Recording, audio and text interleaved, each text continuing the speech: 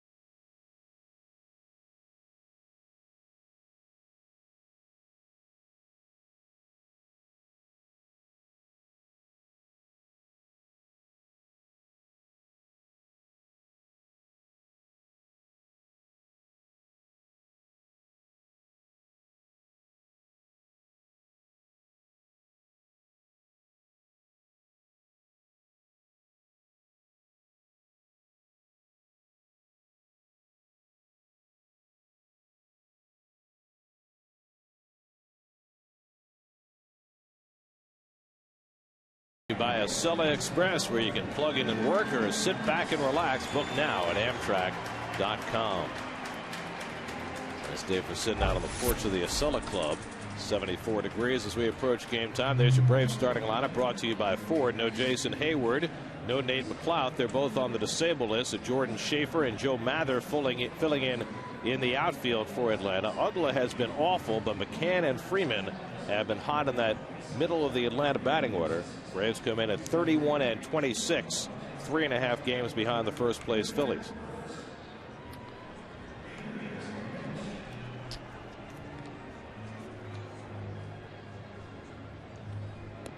Freddie Gonzalez taking over for the retired Bobby Cox this year and bring a little different spirit to that Braves dugout this year. Jonathan Neese 8 of his 11 starts this year, 3 earned runs or less, 15 and 17 on his career in his last effort. Outstanding against the Philadelphia Phillies. 6 1/3, 5 hits, no earned runs, and 6 punch-outs. And the city Metropolitan Metsy defense, and that's a double Met for you. You can see the double call. Mr. Beltran out there, and everybody was worried about Carlos starting. Well, he's played pretty much every day and done a terrific job, having a great year, patrolling a very good right field. And there he is right there. Big 3-run shot yesterday. You know, Terry Collins, he mentioned that, didn't he? He said, you know, you need, when you're losing 7-0, a big hit to get you back in the game. And certainly Beltran's 3-run home run was that, Keith. Well, contrary to the 30% that Gary threw out yesterday, I happened to be sitting having lunch, and I was watching Mahalam, and I said the one thing he cannot give up right now in this inning is a 3-run homer to Beltran, get him back in the game. And second pitch, boom, there it was, and Mets were back in it. So you lose. What was the 30%? You said I was 30% chance I was not watching the game. That was Ronnie, Bob. Ronnie said that? Ronnie Did said I say that? Yes, he said 20% actually. You know what's good about the broadcast yesterday? I was watching Ralph. They had no sound on the TV. You're right. You're right. It's the best way to watch Top us, by the notch way. right there. Just turn the TV on and get something productive done. 24-year-old John Neese settling in for his 12th start of the year. It'll be his 6th career start against Atlanta, his first this year. Remember, the Mets went to Atlanta in April, played a doubleheader on a Saturday and got swept, but then won the final game of that series on Sunday. Jordan Schaefer leads things off for the Braves, called up when Nate McLouth went on the DL. He's been playing center field every day. And the first pitch of the night from Neese is ball 1. Schaefer, you might recall, came up with the Braves a couple of years ago, hit a home run in his first big league at bat, but hit very little after that and did not rate a call up at all last season. Well, he's highly touted, and he can run and he can go get them. Here's the tidbit that I picked up on Jordan Schaefer today.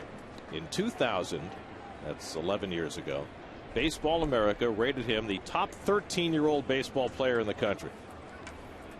Baseball America should be ashamed of himself. 13 years old? What'd that get him? That's a freshman in high school, right? Yeah, Maybe. He was really good. He's swinging the bat a lot better, I can see now. It's a total different swing, right, Keith? Yes. I remember he hurt his wrist that first year, where it really I think it affected his hitting. I remember he was struck. All he was doing was striking out. But they're just so hopeful. This is another one of their homegrown products here that can pan out, because he can just play the heck out of center field. Well, he can run, so if he can get on base regularly, he can be an asset for the Braves. Curveball from Neese misses, and it's 2-2.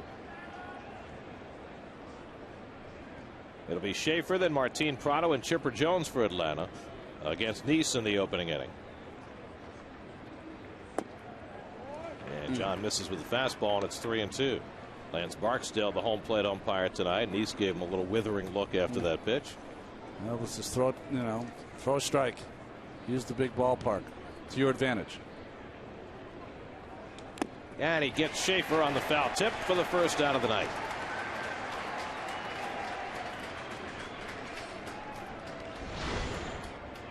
Paul had some sink on it, Keith. He wanted it away, and it came back on and missed on the inside corner. That's a four-seamer that he got kind of inside of the baseball, and you can see the pronation of that elbow over and atop the baseball. Wow. Mercedes-Benz Ultra-Mo brought to you by your Tri-State dealers, on the web at searchmercedes.com. Now Martin Prado, who got off to a somewhat slow start this year, but recently had a 19-game home hitting streak.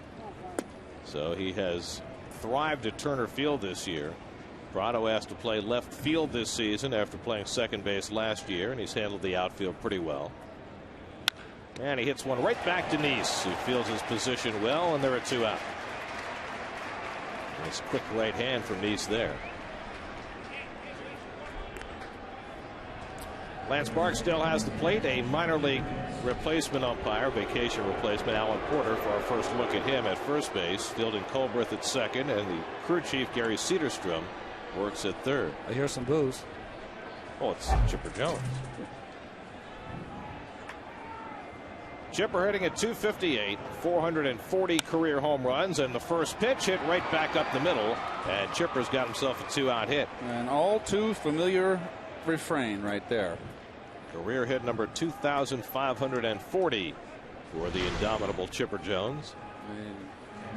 Switch hitting Chipper hits well from both sides and with power from both sides, and that's just a look at that beautiful swing, the balance. He stayed healthy so far.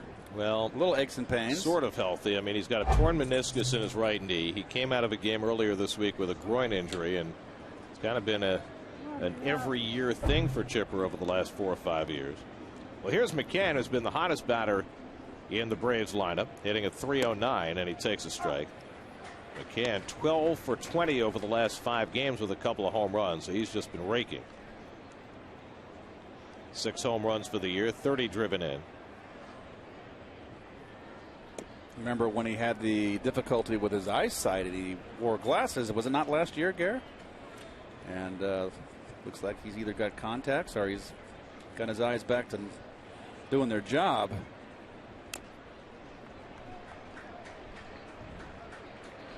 He gets ahead 1-2.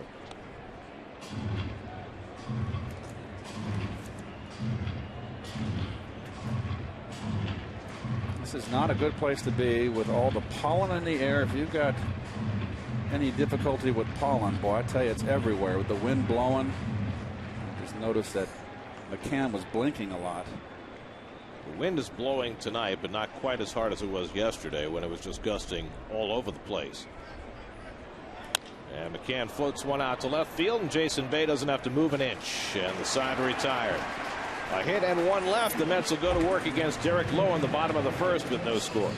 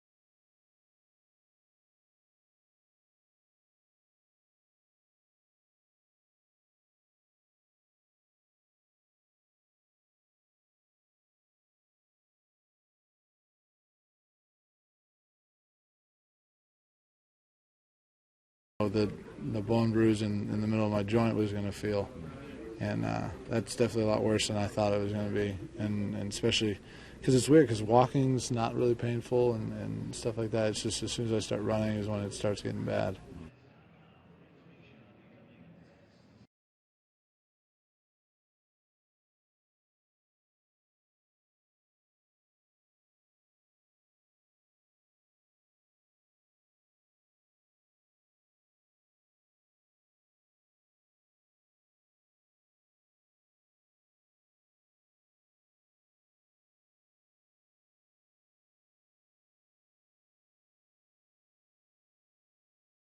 For tonight, Jose Reyes' second game back. He had a hit last night. Carlos Beltran had the big day yesterday with 4 RBIs. Ruben Tejada as well. Tejada's driven in 7 runs his last 5 games.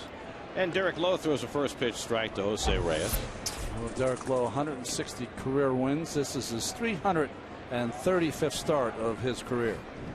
Just turned 38 on Wednesday, and Reyes hits one out to left field. Martin Prado has it measured for the first out.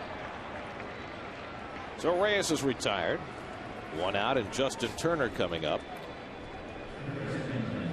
And we'll take a look at the Coors Light Atlanta Bravo defense. We talked at the open. This is a good defensive ball club, particularly with Schaefer in center field. And Gonzalez right there has been around a long time. Oakland's defense has improved. Well, Justin Turner has just been named the National League Rookie of the Month for the month of May, and I've got to be honest, I didn't even realize that there was such an award as Rookie of the Month, and I've come to find out why. The reason is they've had this thing for 10 years, since 2001. Turner is the first Met ever to win the award. Ever? Ever, since they started it 10 years ago. The first Met ever to win National League Rookie of the Month. And you think back on it, and it makes some sense. I mean, the last guy who you thought definitively would have gotten that would have been Benny Agbayani, but he came up before they started the award. Turner lines out for the second out. So Justin Turner has accomplished something that no Met ever has, Rookie of the Month. But it can only be a player? What do you mean? Can't be a pitcher? Sure. Yeah. Well, they haven't had one pitcher to go 4 or 5 and 0? I don't know. You tell me. I guess not. Boy, shocking. Well, you were with the Nationals for a while. You're out of touch.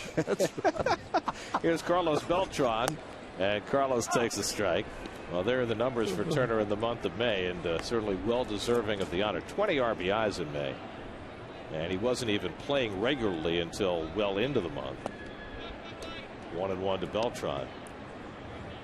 Carlos sitting at 288, hit his 9th home run yesterday, his first since his 3-home run barrage in Colorado 3 weeks earlier. Jason Bay on deck. Carlos now has 28 extra base hits, second in the National League. Lowe missing badly with the changeup. Lowe has walked 10 batters in his last 2 starts, 10 batters in 9 1/3. That's very unlike him. Walked 5 in 3 1/3 against Cincinnati his last time out. But when he's going good, he does that right there. 2-1, flips over a little slider. When he was going good in April, he wasn't walking anybody. And he had that good sinker getting a lot of ground balls. About 50%, almost 50%. He had a very good game against the Mets in that doubleheader in Atlanta back on April 16th, when 6 innings, allowed 2 runs, 5 hits. One thing about Lowe, he goes out there and gives you his 30 starts every year. In fact, 9 straight years he's had 30 or more starts, and that's why he's up in that win list. And the comebacker handled easily, and it's a 1-2-3 inning for Derek Lowe. We go to the second inning at Citi Field, no score.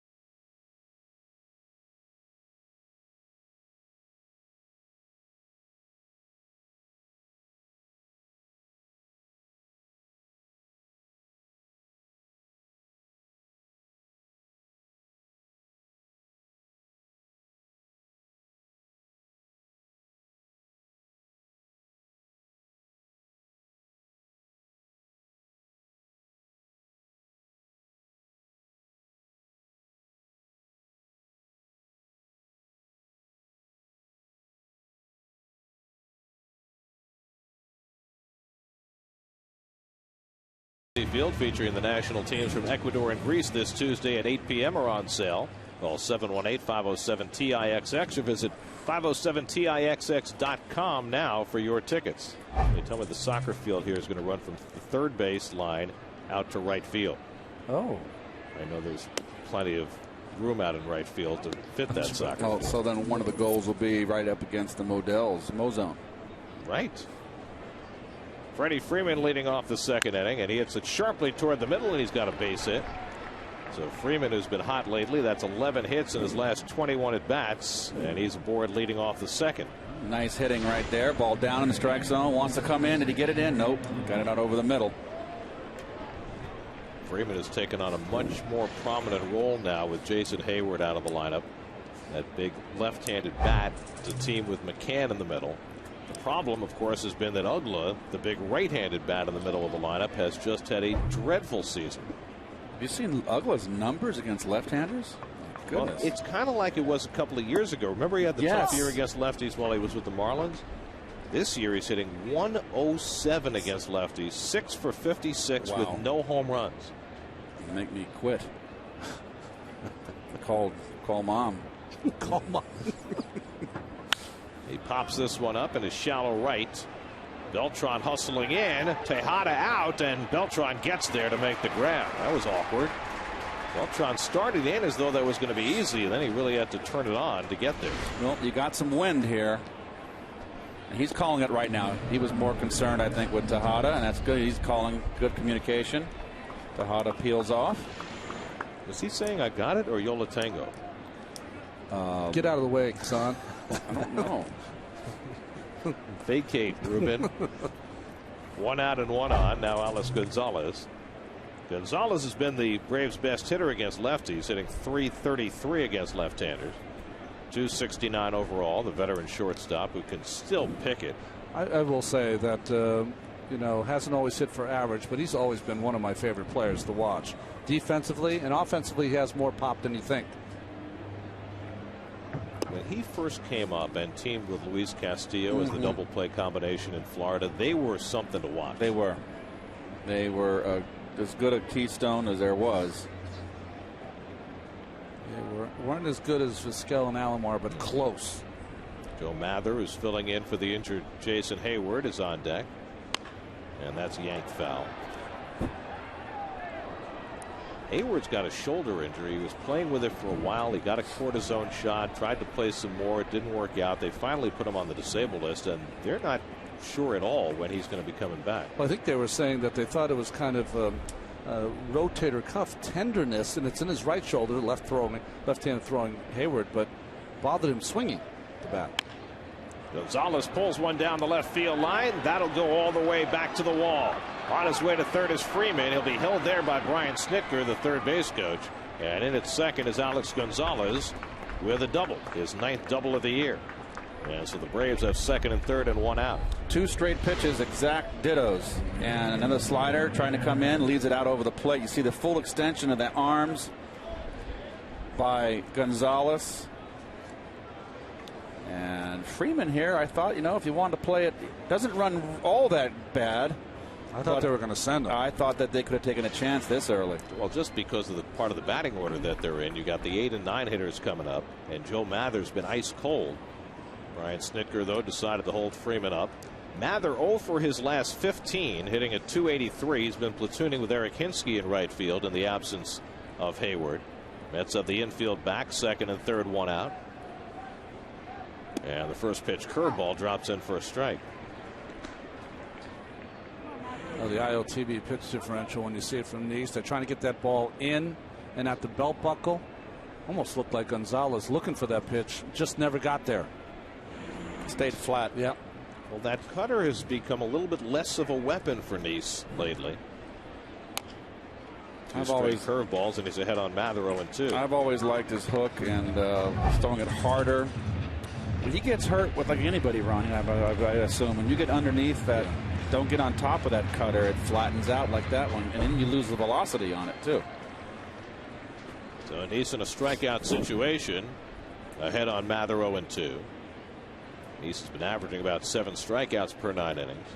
Mather struck out 12 times in 46 at bats. That's a lot. Eric Lowe waiting on deck. Nice not happy about Mather stepping out. And he comes in tight.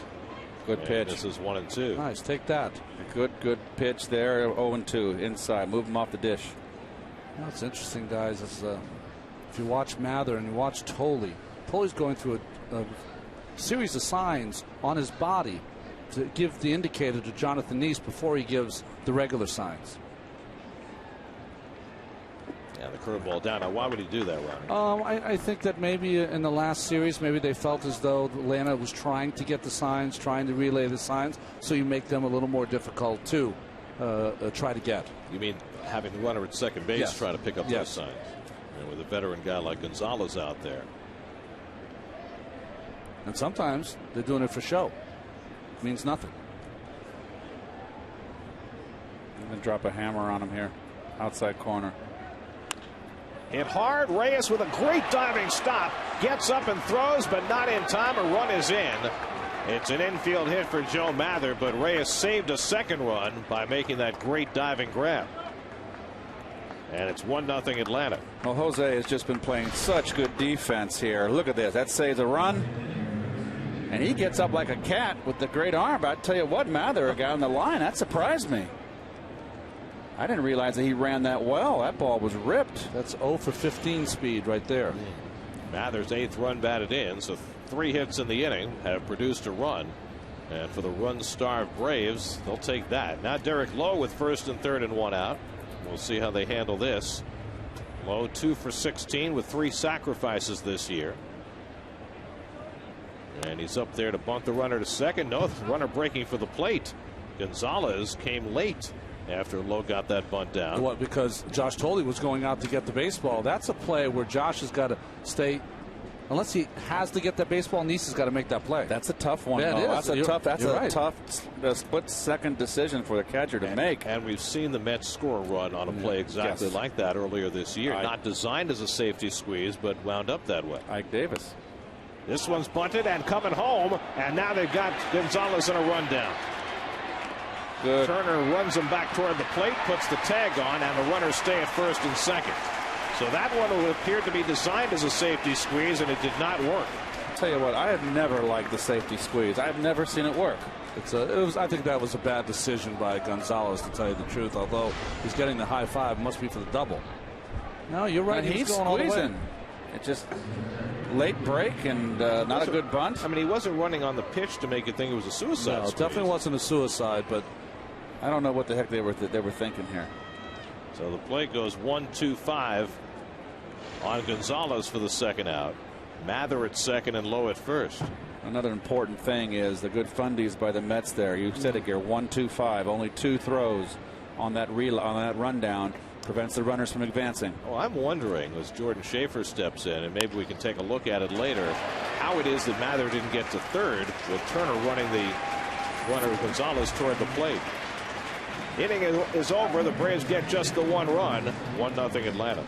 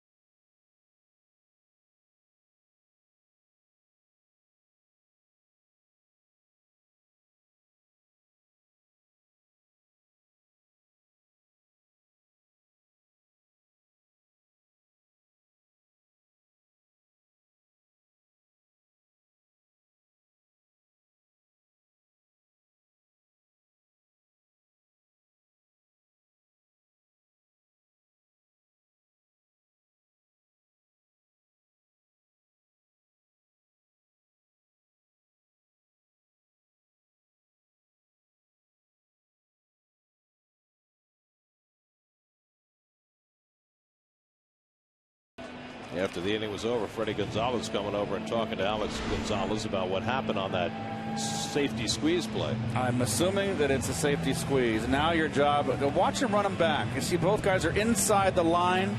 Why do you want to go inside the line?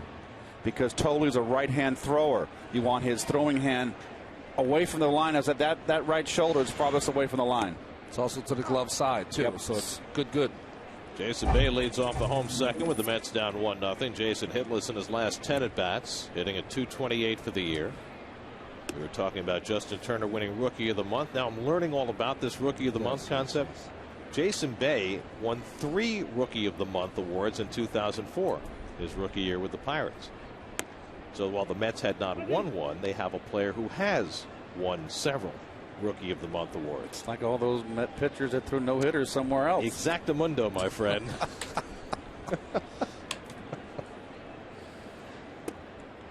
It's reflected glory.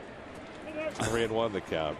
The first year that the Rookie of the Month existed in 2001, Ichiro Suzuki won it 5 of the 6 months. That's the best ever. Lined and caught by Ugla for the first out. Second line drive he's caught from the first 4 batters the Mets have sent up there. Well, it's been one of those kind of 2 months for Jason, and you can just read the frustration. We hit the ball good, it's at someone. Got robbed the deepest part of the ballpark. Beautiful catch by McCutcheon yesterday. You know, you hit it where the Xerox sign is, it's a home run, but you hit it in the 415 by the Geico sign. Daniel Murphy's been the Mets' hottest hitter. 11 for 19 during a 5-game hitting streak, and even further over the last 13 games, hitting .447. Oh, low, just a bit outside. That got the mascot. Bull. Just testing out to see how quick that ball can come back off the rebound here.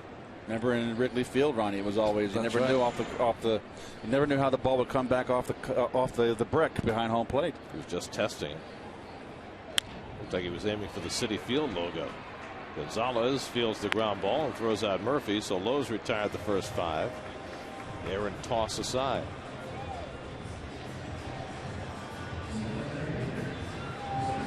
Andy Chavez once won a Rookie of the Month award. See what Andy did last night? 4 for 4. He's hitting .415 for Texas since they called him up. Montreal, he did it with? Yeah. Well, Andy was originally in the Mets farm system, but he was a rookie with the Expos. Ryan Church, Rookie of the Month. Were you there for that? No, that was before your time. Xavier Nady, other Mets who didn't win the Rookie of the Month award with the Mets but won it elsewhere. Very nice.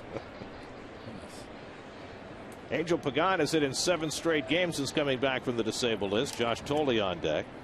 Well, the one thing Angel's been doing, he's been peppering that ball all around the field and keeping that front shoulder in. You remember when he was struggling earlier in the year and last year when the few slumps that he went into, he pulls that front shoulder off on the left side of the plate. He's been hitting the ball to left center, hitting it where it's pitched.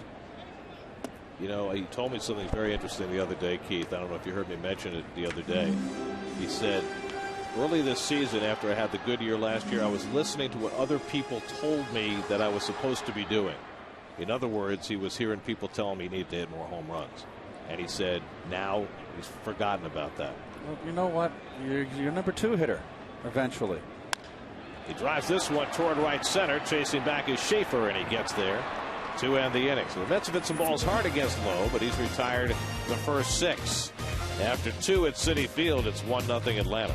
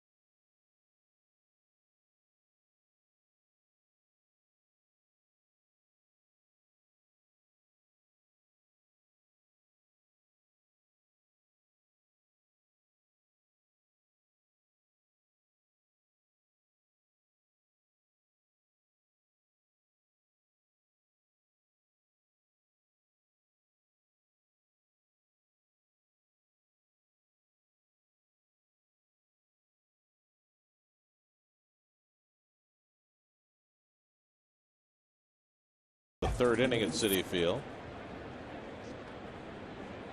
Martin Prado will lead things off against John Neese, who gave up 3 hits and a run in the second inning, but the Braves ran themselves out of a potentially bigger inning. Prado hit a comebacker his first time up.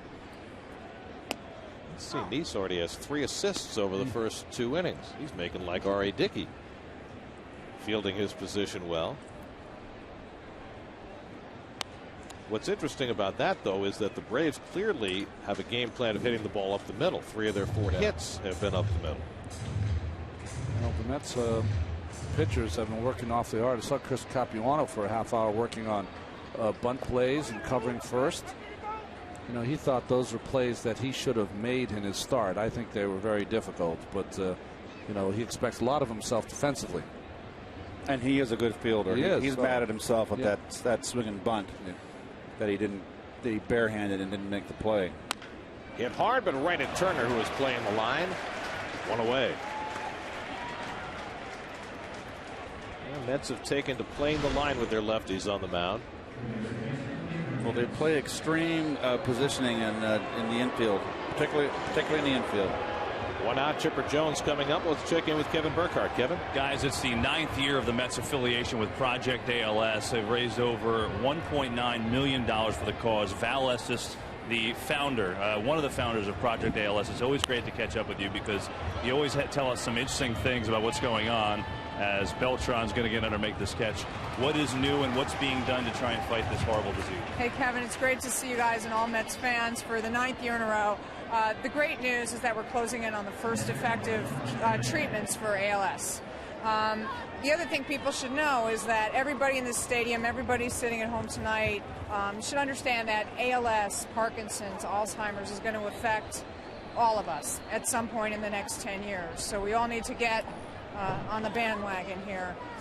But yeah, medicine is getting closer thanks to some stem cell research that the Mets and others have supported over the years. When you say closer, what's realistic? Do you have a guess? Well, it's hard to really say, but within 5 to 10 years, we should really have something to give people who are suffering terribly with the disease. Obviously, great news. How can people help, Val? Just stay in touch with us at Project ALS on the internet and give us a call, and Twitter and Facebook and all that stuff.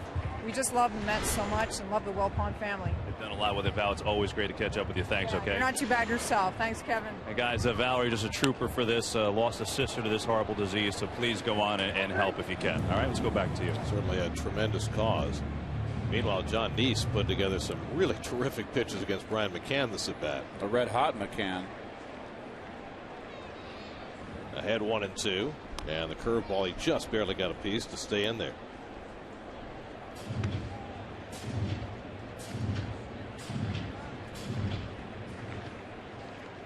Freddie Freeman would be next. McCann flied to left his first time.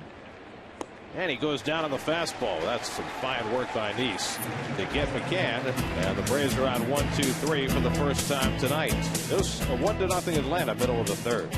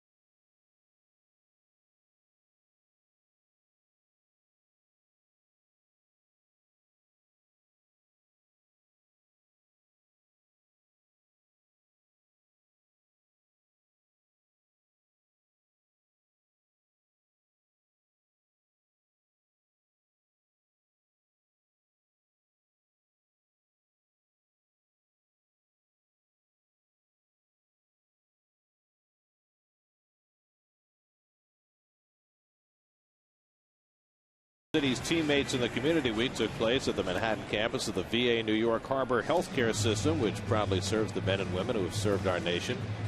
Sandy Alderson, coaches Chip Hale and John Davis, Daniel Murphy, Angel Pagan all toured the hospital, talking baseball with patients, signing autographs, and posing for photographs.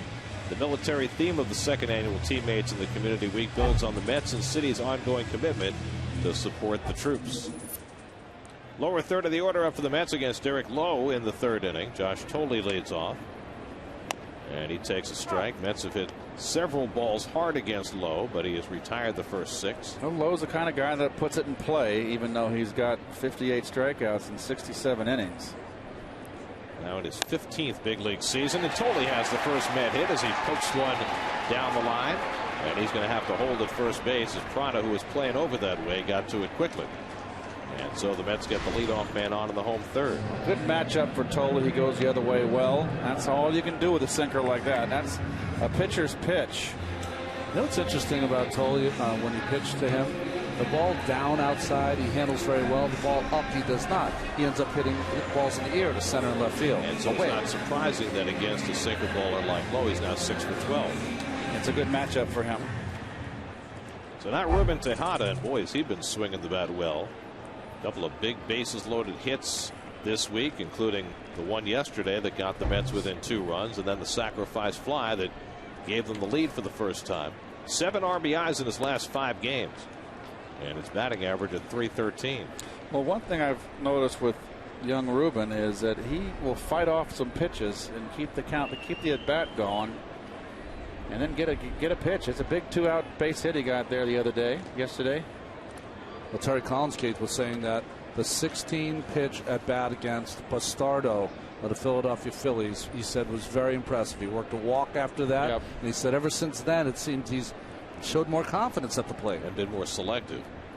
He felt as though Ruben was chasing some pitches when he first came up, maybe a little over anxious. Well, he's got to stay short with his swing. He's not a home run hitter. He's got to hit line drives. He's got to be able to hit and run. Be one of those little, like, Martin Prado type hitters.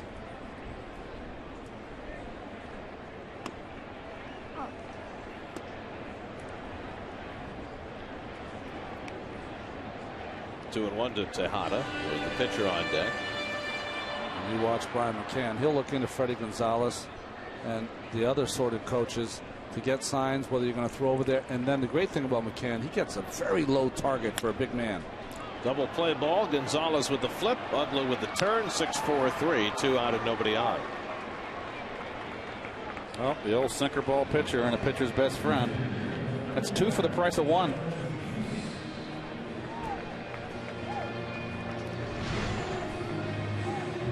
This is tailor made.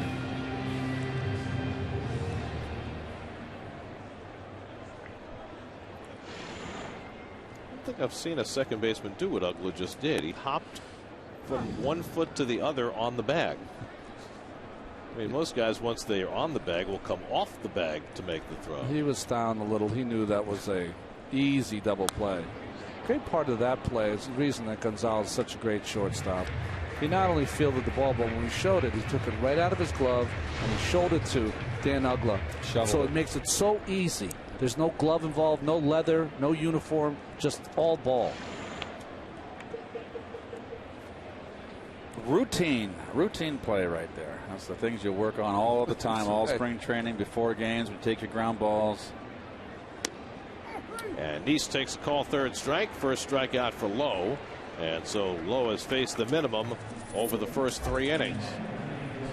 We've played 3. It's 1-0 Atlanta. Let's check in with Matt Cerrone, who's standing by in the Verizon studio.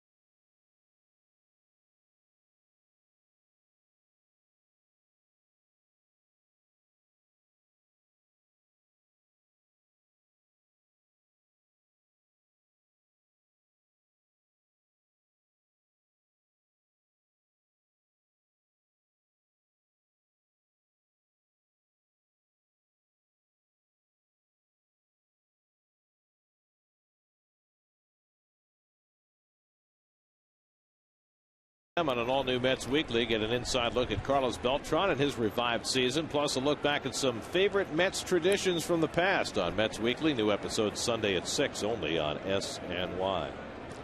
Freddie Freeman leads off the 4th inning and takes ball 1 from John Neese. Freeman singled and scored the only run of this game in the 2nd. It'll be Freeman, then Ugla and Gonzalez against Neese in the 4th. Freddie Freeman, just 21 years old. Last year was Jason Hayward making a run at Rookie of the Year. And this year Freeman, their prime candidate, as he floats one down the left field line, and that falls fair for a base hit and hops up into the stands for a ground rule double. Well, Freeman didn't hit it hard, but placed it perfectly for his 2nd hit of the night and his 13th double of the year. Well, this is something we saw from Freeman in spring training. He has a little bit of that inside out. He can kind of dunk it out there in the left field. But he has enough power that you have to respect it and play deep enough. So you can't defend that. Yeah. You know, you just hit the ball down the line. It's a double. You concede that. So a runner in scoring position with nobody out for Ugla, who is hitting 113 with runners in scoring position this year. 113. Late on the fastball, and it's 0-1. Did you see what he's hitting with 2 outs? Runners in scoring position? 3 for 33. That's 0-91. Ouch. Alex Gonzalez on deck. Well, I'll be interested if you watch him for a couple of games to get your impressions, Keith, of what's going on with Ugla. He hits that ball sharply, and it's a productive out, moving Freeman over to 3rd. Tejada getting Ugla for the first out. Well, I talked with Don Sutton, who's to the right of us here, and of course Don Sutton, the Hall of Fame pitcher with Dodgers and California Angels and Houston Astros, and he said that Ugla's bat is slider speed now. And he said they're throwing fastballs by. But I'll keep an eye on it, Gary. Well, Neese threw a fastball by him first pitch at 89. So he did hit a bullet there. Yep. Nice play by Tejada. So 1 out, Freeman at 3rd, and the Mets bring the infield most of the way in against Alex Gonzalez, who doubled his first time up. And he loses the bat, and it sails into the crowd. Oh, that got a beer. It went over those people's head. It smacked somebody's beverage and knocked it. That man in the orange shirt was being blocked by the guy in the green. Those guys right there, they ducked. It went right over their heads. So fortunately, everybody okay other than the beer shower. Oh, man. I think the guy in the blue shirt might have got hit a little bit.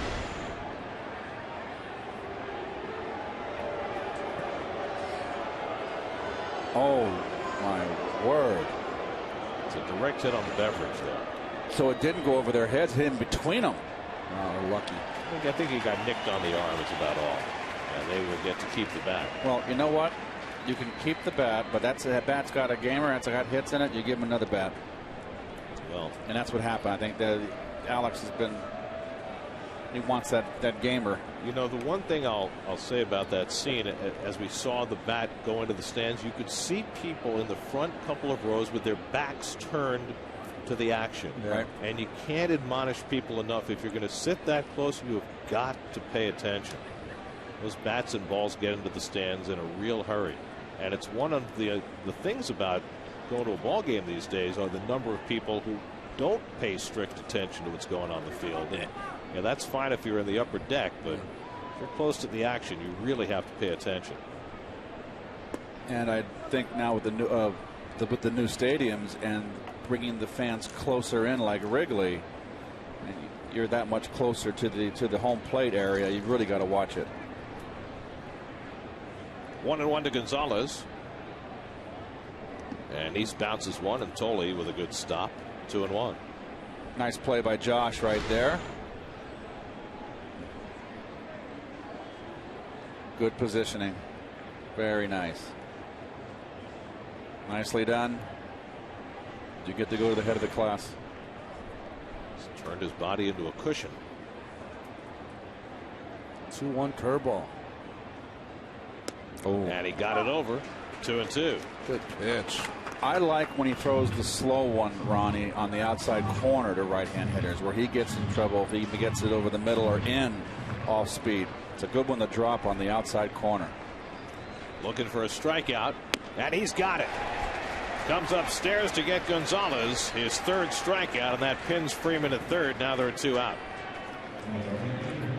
Well, you love when your young pitchers get behind in the count. They can throw a secondary pitch for a strike and then come back with that high gas.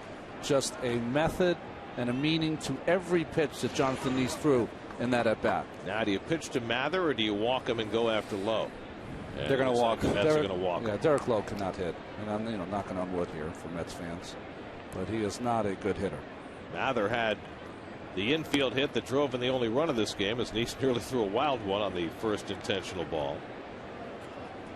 So Lowe will bat with runners at the corners, assuming that all goes well in the intentional walk, but that one also thrown well wide.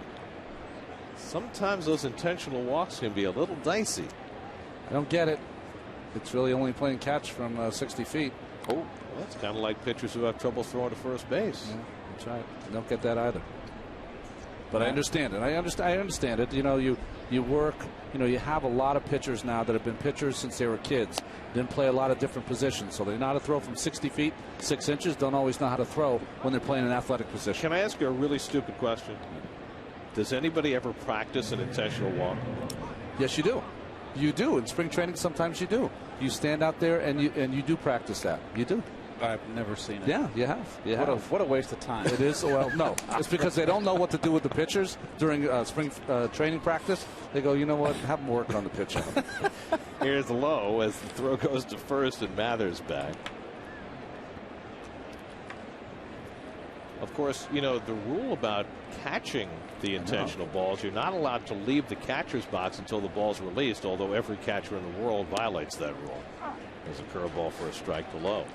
I mean, technically, if the catcher leaves that box, those lines, before the ball's released, it's a balk. Have you ever seen it called? I haven't. Yeah. 1-1 to Lowe. Bunted into a fielder's choice his first time up as Gonzalez came down the line from third and was tagged out. Jordan Schaefer would be next. Freeman at third, Mather at first with 2 down, and Lowe hits it softly out to Tejada, and he makes the shovel to Reyes to end the inning. So Neese gets around that leadoff walk thanks to the big strikeout of Gonzalez. We're in the middle of the fourth now at Citi Field. It's 1-0 Atlanta.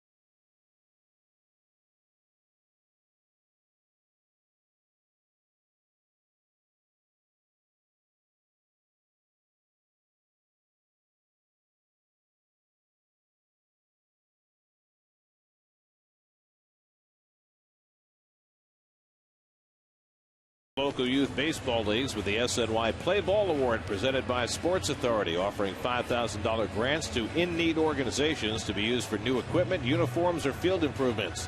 The deadline to apply is June 15th. For details, visit sny.tv or any local Sports Authority location. Derek Lowe has faced the minimum over the first 3 innings. So the Mets will have the top of the order coming up in the 4th. And I think that sentiment among Met fans is fairly universal. Ball 1 to Jose, who's having himself a brilliant 2011. 77 hits to lead the National League, 8 triples to lead the National League, 26 multiple hit games to lead the National League. And he lines this one to right center field. Mather won't get it. It'll go to the wall. And Reyes is thinking triple from the batter's box. Schaefer feels the carom. Reyes heads for third. Uggla's relay throw. Close play. And he's saved.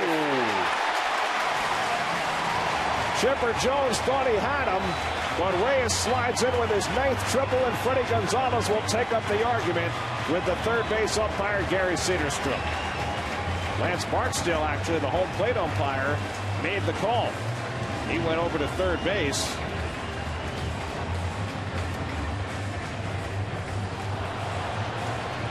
And it was close.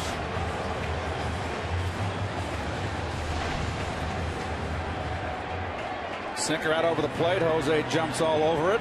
And Mather misplayed this ball. I don't think he would have got to it anyway. Now it's all about the relay coming in. It's a great play by Uggla. Uggla showed a strong arm. Oh boy, that's close. Did he get the tag on him? He hit the ground with it first. Oh, it's tough to tell. See, Chipper's glove came down and hit the ground before it bounced up and it hit Jose. So I don't know. What do you think? I thought he got him right before. Oh, beautiful stop by Gonzalez, and he throws out Turner. Oh, wow, what a play. Well, he is just a phenomenal shortstop, always has been, and this is just a play that you don't often see.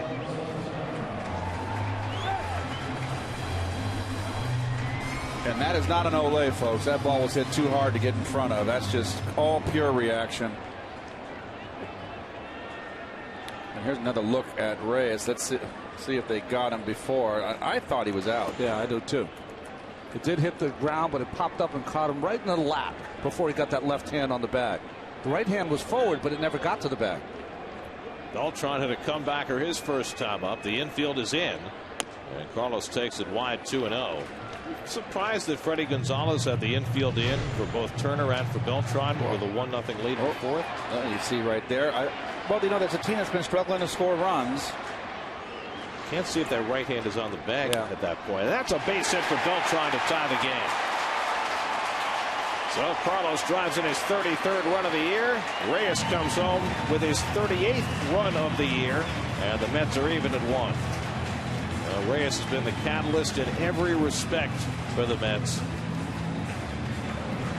Triples and scores, and the Mets get even. 33rd RBI for Beltran, and you know, with a pitcher like Lowe looking for a ground ball, you can just bet the house for left-handed hitter he's going to throw that sinker ball at you. So now Bay, who hit a hard line drive that Uggla caught his first time up.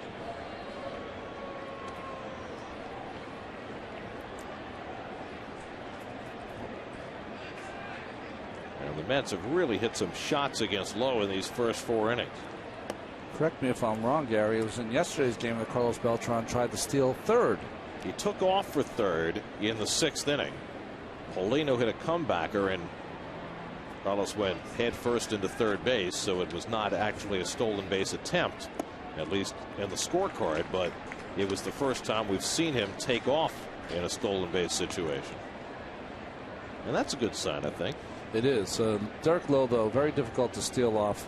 Veteran, knows how to vary his times, and he's quick to the plate.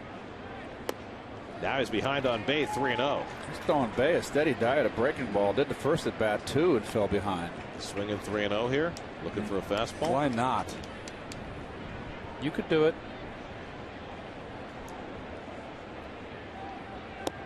Takes a fastball for a strike. 87 from Lowe. That's about right for a sinker ball pitcher, 87. And also, you should check that, because sometimes when you're throwing the ball over, you'll take a little off a veteran pitcher, so you don't want him to hit the same speed he's seen. And the slider for ball 4, and so the Mets have 2 men on. Let's put the clock on Jose Reyes going home to third.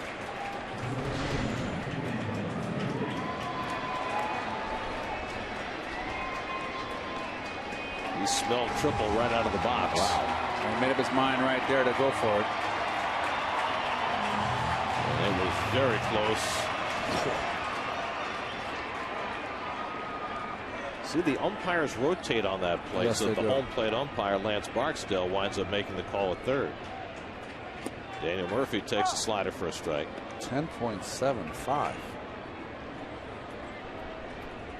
Murphy bounced out to short his first time up. Beltran at second, Bay at first. The walk, the first given up by Lowe today after 10 walks in his last 2 starts. He's been well off with that changeup all night. Well, he's moving his left arm like he's trying to make sure he keeps that front shoulder closed. He's flying open with that front shoulder. But I also think his arm angle, arm slot is down also from where he usually is. He's going to get in trouble throwing that sinker out there too much. Looped into shallow left center. That's going to fall for a base hit. Beltran didn't read it well, but he's going to be waved home anyway. Prado's thrown to the plate on a hop, gets by McCann. Did Beltran touch the plate? Now he does. Everybody moving up. Murphy is tagged out at second base. Beltran scores on the RBI single by Murphy to make it 2-1 New York. But Murphy thrown out trying to get to second base as Bay goes to third. Well, there was no cutoff man from the get-go. So there should never have been a play on Murph. And I said the sinker was going to get him in trouble. Here comes the throw. It is clear. It's over the relay. Where's the cutoff man? Why Murph didn't read that, I don't know. And here's the play at the plate. They might have had Carlos, particularly. Oh, he went over the plate. Well, he did not. Lance Barksdale didn't give a signal until Beltran went back and touched it. Now the pitch inside to Pagan for ball 1. So 3 hits and a walk here in the 4th, and the Mets have taken a 2-1 lead.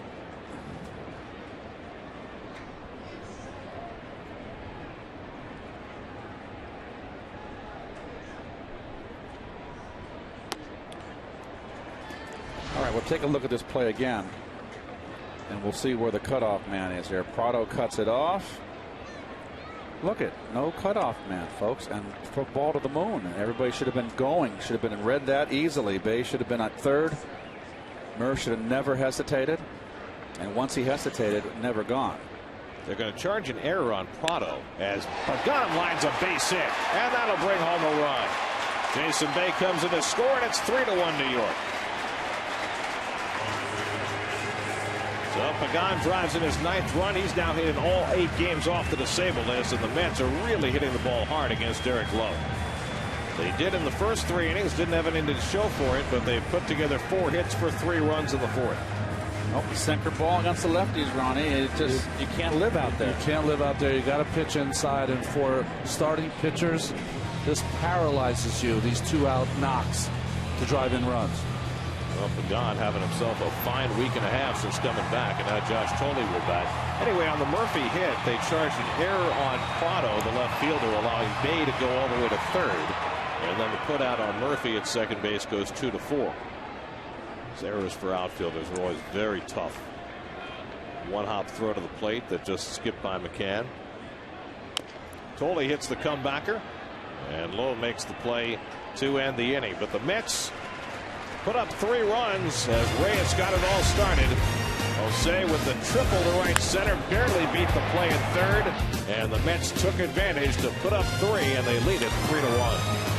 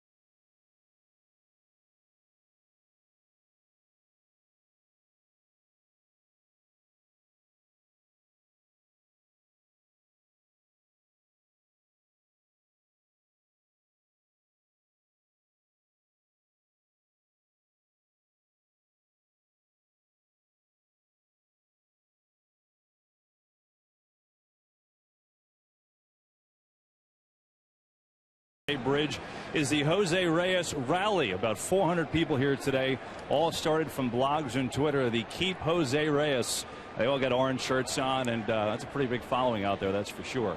So as John Neese takes the mound, doing something that's sweet, trying to follow one of the Mets pitchers and give you an idea what their regimen is between starts. And when you talk about Chris Capuano, that's our guy. Now, we talked about yesterday just the emotions after that crazy game the other day for him. Well, today, he did a couple things. First of all, in that game the other day, he a couple plays in that crazy innings, guys, where as wow. So Schaefer gets drilled by John Neese as he was turning to bunt. Looked like the ball hit his bat and came up and whacked him. And Freddie Gonzalez out there with the trainer and Terry Pendleton. Let's see it. Fingers. Oh, gosh, he got him in the cheek. He's going to have a shiner. Oh, my goodness. That hit him solid. Well, that's awfully tough when that ball is coming up and into you and you're trying to bunt. What it does, it's following you. Coming right up the bat. Oh, goodness gracious. Did it get a piece of the helmet or did it get him flush on the face? I thought flush on the cheek and bounced up and then hit the top of the helmet. Oh, my man. They'll take him off for observation and I'm sure for some x-rays as well. That was scary. So Jordan Schaefer, who had fought his way back to the major leagues this year after struggling in 2009 and not getting a call up at all last year, making his 9th straight start today in place of the injured Nate McLouth. And then this happens.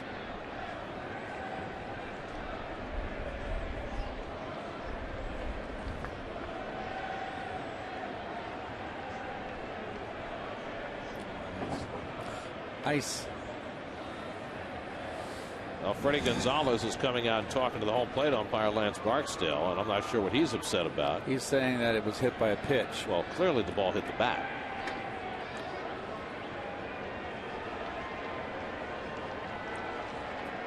I think he's satisfied with the explanation. Now he's going to have to get a pinch hitter who will inherit an 0-2 count. The worst part for Schaefer, he's in the clubhouse.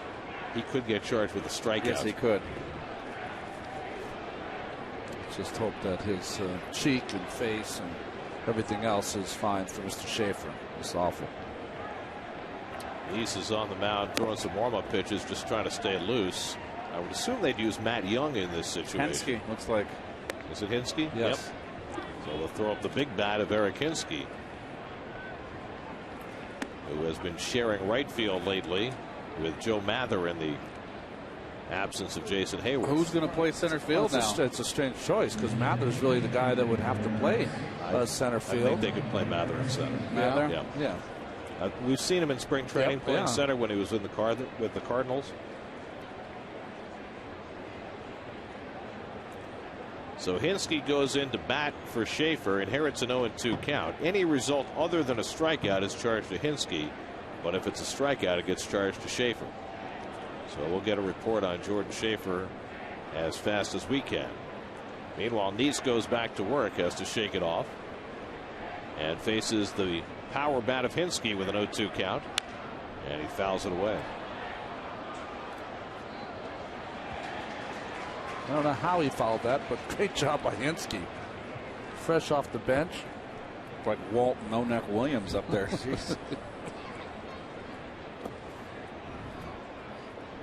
As a pitcher, can you shake this off easily when a player gets injured as a result of one of your pitches? If it's fouled off his bat, yes. You know, if you had intentionally thrown up and in and a batter did not get out of the way and you hit him, it would shake you up a little bit, but not when it's fouled off the bat. So the strikeout is completed, charged to Schaefer. So Hinske contributes the third strike on a good curve by Neese.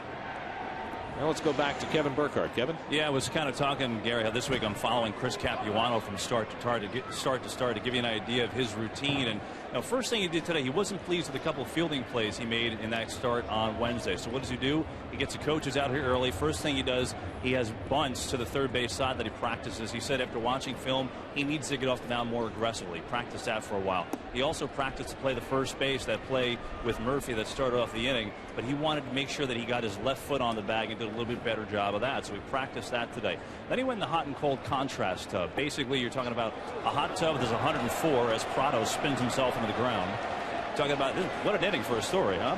You're talking about a hot tub that's 104 degrees, a cold tub that's 55 degrees. He gets in each tub full body for about 3 minutes and repeats the process back and forth a few times. He said it really helps get the soreness out of the body. Then he'll play a game of catch.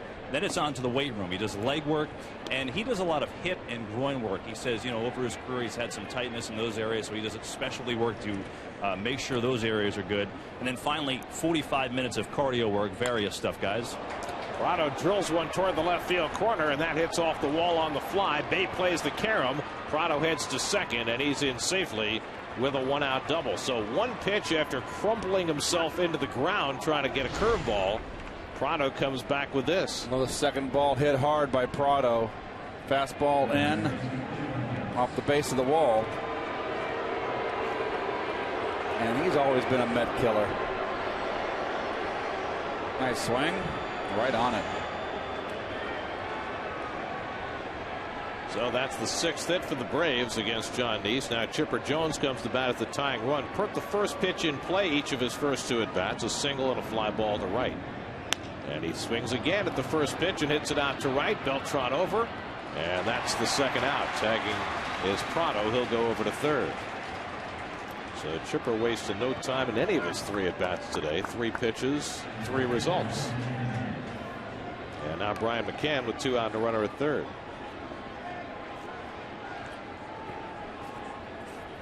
Well, it doesn't get much prettier than that, does it? Oh. Be over on the west side right now at a cafe watching the sun go down. Doesn't get any better than that. Well, only if you had the Pacific Ocean. That would be the only thing that would be maybe slightly better. But that's a heck of a commute. McCann is flying to left and struck out 0 for 2. And the curveball stopped by Tolle, 1-1. Well, I must say, Jonathan looks really, really sharp tonight. He's got that curve working. It's been his predominant breaking pitch running. Now, this is becoming his norm. Little tapper, and Reyes stays back on it against the slow-footed McCann. Throws him out to end the inning. A double in 1 left, second straight inning that Neese has worked around a 2-base hit. He's got a 3-1 lead halfway through.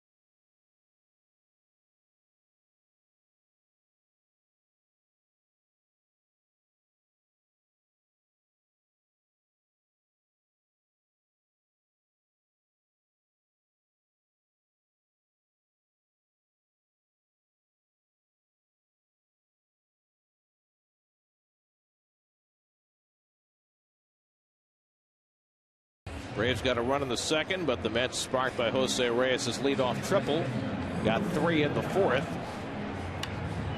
Beltran, Murphy, and Pagan with the RBIs. Eric Hinske, who pinch hit for the injured Jordan Schaefer, stays in right field. Joe Mather moves to center field, as Ruben Tejada leads off the last of the 5th. Tejada bounced into a double play his first time up. Derek Lowe has allowed 3 runs and 5 hits over the first 4 innings, which means he's already gone farther than he did in his last start when he got knocked out in the 4th against Cincinnati. Got a no decision, though, as the Braves rallied.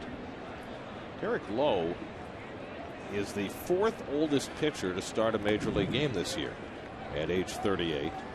Tim Wakefield, I was going to say Wake has to be the up there. oldest at 44. Miguel Batista has started the game this year. He's 40. And Bartolo Colon is about 6 days older than Lowe. So, you know, there just aren't that many 38-year-old starting pitchers in the major leagues. He's been doing this a long time. Of course, part of his career, he was a relief pitcher. But he's made 30 or more starts 9 straight seasons. Now in the 3rd year of a 4-year deal with the Braves. Remember, he was a free agent the same offseason Ali Perez was. The Mets have had some interest in him, but they didn't want to go to that 4th year. And he's had kind of an up and down time in Atlanta over these 3 seasons. But, you know, the reason they didn't want to go to the 4th year is because they said, well, the 4th year, he's going to be 39 years old. Well, he's had a really fine career. Tejada bounces one. Gonzalez circles around it and makes the running toss just in time. 1 away. Well, we have a very unusual circumstance in the NCAA baseball tournament this year in that 3 local teams are playing. Nice. You don't often get that. I know you've been there and done that as you look at Gonzalez making that play. And 2 of the 3 teams won their opener today. St. John's shut out East Carolina 2-0. Manhattan got routed by Florida 17-3. And Seton Hall shut out Arizona 4-0. John Krasinski threw a complete game 6-hitter for the Pirates. Nice. So congratulations to St. John's and Seton Hall. That's terrific stuff. Well, I know that Eddie Blankmeyer's St. John Redmond got in late. So congratulations to them with that 1st round win. Seton Hall beat them in the finals of the Big East tournament. 1-1 to Nice, who struck out looking his first time up.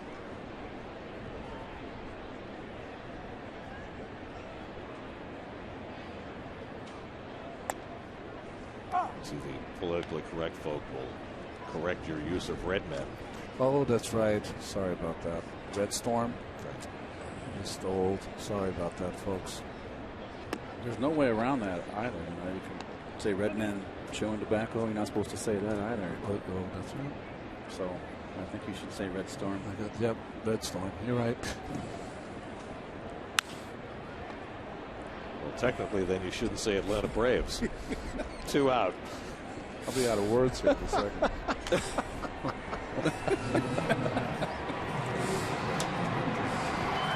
So 2 away now Reyes.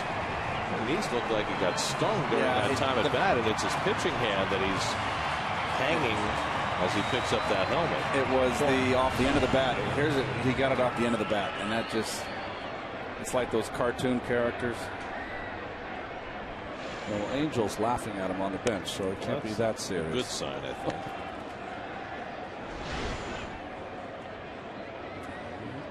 Yep, it hurts. I've been there.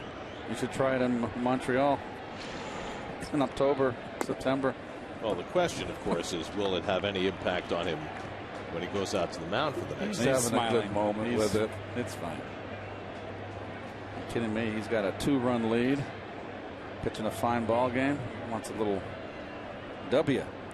Reyes picked up his 9th triple of the year his last time up. Got the Mets 3-run rally started in the 4th. A very close play at third base. Ronnie, did you ever do that? Put a towel around your arm in between, or innings? Just I would do you know, the jacket. The jacket maybe on one arm. You know what I mean? Mm-hmm. I always thought that was so cool. Yeah. Pictures with the jacket on one arm. I mean, because nobody else. That's right. That wears it like does that. That's right? right.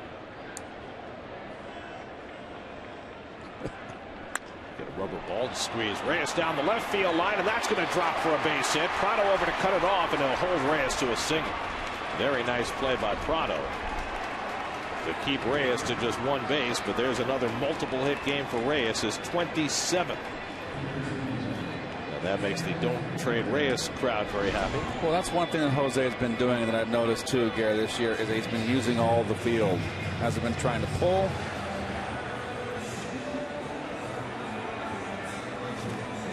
That is similar to the Freddie Freeman hit earlier in the game. Well, he's thinking double, but Prado stops him.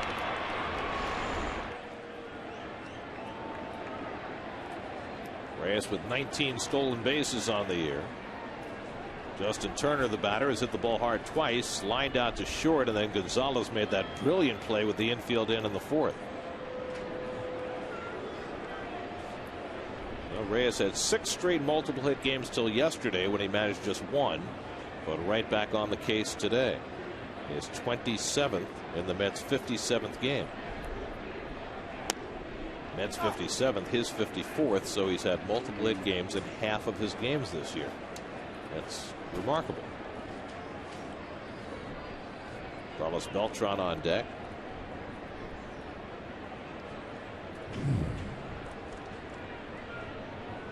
And Turner tries to lay off, and he went around. Alan Porter, the first base umpire, makes the call, and it's 0-2.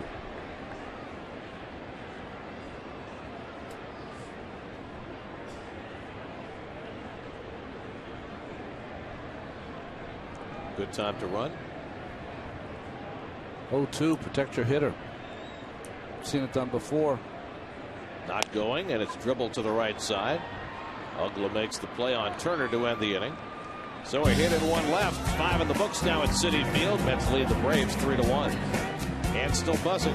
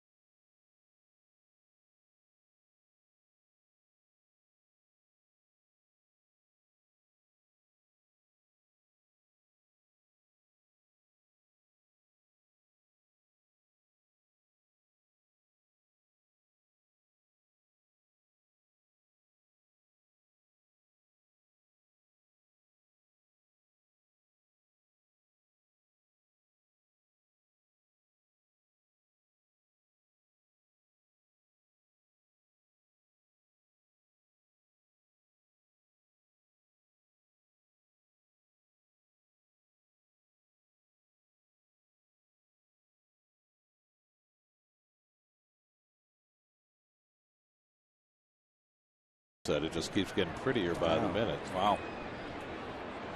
Freddie Freeman leads off. Third time he's led off an inning. First time he singled to center and scored a run. Second time he doubled down the left field line and was stranded at third. And now he leads off again in the 6th against Nice. And John throws his curveball for a strike, and it's 1-1. So no ill effects from getting his hand buzzed during his turn at bat. Freeman, Ugla, and Gonzalez for the Braves. You know, it's interesting, guys, because of their history in the minor leagues. Josh Tolle looks so much more comfortable when he catches Jonathan Neese. Frames the baseball, very quiet with his body back there. You know, I think he's been, you know, he felt defensively that, you know, he was coming up a little short, and I think he was a little moving around a little too much back there, but certainly not with Jonathan. Turner over, hoping for a play, reaches but can't get to it. We didn't seem to grab that ball and blow it away from Justin at the last moment. Well, is part of that the comfort between the two of them, or is part of it just that John's a little more consistent with his pitches than, say, Mike Pelfrey is? Well, consistent, yeah, absolutely. That's part of it, as Jonathan usually hits the target. So there's some anticipation for Josh Tolle where that ball is going to be. On the outside corner, strike three called, and Freeman knew it. It's 5 strikeouts for John Neese as he painted his spot. Look at the Delta keep climbing overhead cam. Yes, sir. Pitcher's pitch. He knew it. So 1 out in the 6th, and now Dan Ugla. 4 hits in his last 53 at bats. Boy, he has just been big disappointment. Right back to Neese. He has time to recover. And a very soft toss to first to get Ugla. 2 out in the 6th. Let's check in with Chris Carlin, who has a New York State Smokers Quit Line game break.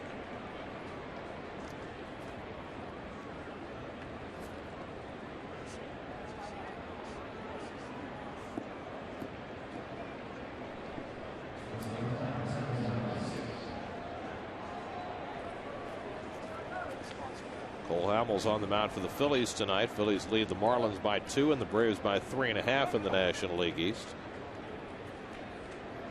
Here's Alex Gonzalez, 1 for 2, doubled back in the 2nd. Neese's biggest out of the game so far was Gonzalez with a runner at 3rd and 1 out in the 4th inning. He set him up with a curveball and struck him out with a high fastball. And that curve bounced foul, 1-1. John can throw that curveball anytime he wants tonight. He is really getting it over, and with a big break. Remember last year when he got away from throwing his curveball? It's kind of hard to believe at this point. Well, isn't he it? fell in love with that cutter, you know, and that happens when you have a new toy, which he did. Kind of like Pelfrey with the changeup That's last right. year. Well, if you watch Jonathan, to me, he's really evolving as a complete pitcher. He's able to throw his breaking pitches, secondary pitches minding the count. Another curveball, and in comes Turner to play the short hop. And he guns down Gonzalez to end the inning. 1-2-3 go the Braves. Mets come to bat in the bottom of the 6th, up 3-1.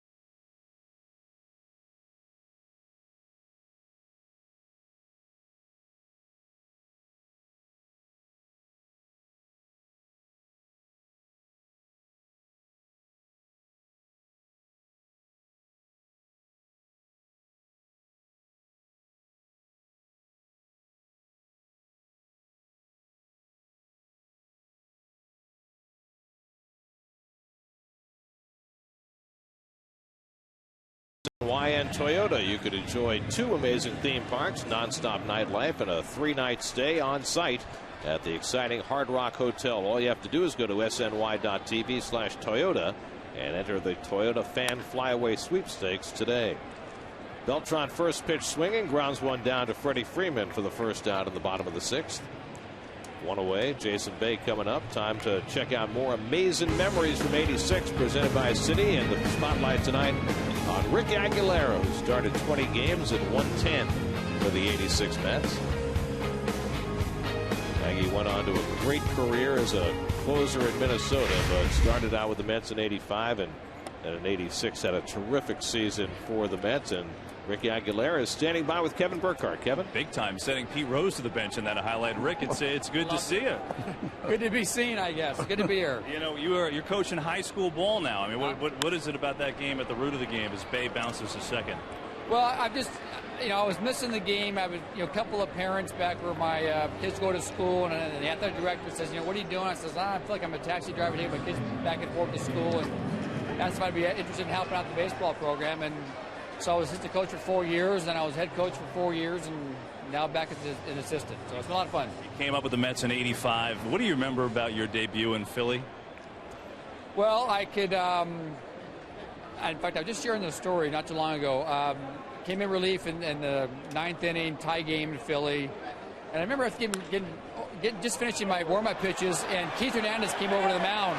And I was scared to death. Maybe he says I was scared. And he says, Aggie, he says, you're a Spaniard, right? I said, I'm a Spaniard. And if you want to say a few more things I maybe shouldn't be repeating here on television, but it really gave me, it just broke the nervousness. And I thought, that's Mex. It rooted me on. It really kind of gave me that incentive to get there and get the job done. Excellent work, Keith. You could relay the rest of that conversation later. I'm sure it'll be fun. What do you think? Let's go back to since we're talking '86 World Series. I mean, you had a great year. But in that game 6, you had the scoreless 9th, I believe, and then you gave up a couple runs in the 10th. As you're sitting there, when Gary Carter is coming to the plate, what are you thinking in that moment? Well, I'm still thinking, I've blown it for this great team. I was just kind of felt the weight of losing it for for my teammates and the great season we had, and then just one thing came to another, and finally it was 0-2, 2 outs, nobody on, a base hit, a pass ball, a drop fly ball, and I thought, man, and just. Obviously, we all know the rest is history. Just pretty amazing, and just in fact, I think Mex was in the clubhouse thinking it was over as well. Not to say that, Mex, but I think it might have been true. As Pagan bats here, we talked to Rick Aguilera. You got hurt. The Mets converted you into a reliever. You learned the splitter, and then you're traded to Minnesota and just had a fantastic career. Did you ever think that would happen, that you would go that route and turn into a great closer? Well, no, and in fact, because with Ronnie in the air too. I remember after my surgery in '88, and I had a fast one, a slider. I tried throwing a changeup, and it was just awful. And so I just saw the effectiveness that Ronnie was having with this split, and so I asked him how to hold it, and it really hurt my hand and my fingers to get my fingers around it. So I just drove around that winter with a softball in my truck and got more flexibility in my fingers, and came back 89 with this new pitch. And while I was being scouted in that trade for Viola, I think the Mets or the Twins realized I might be able to have a chance to be a closer, and that's how it happened. Well, it worked out, and Rick, it's great catching up, okay? Good being here, thanks. Rick Aguilera, Pagan flies out to end the inning. Mets still have the 3-1 lead. We're back from Citi Field.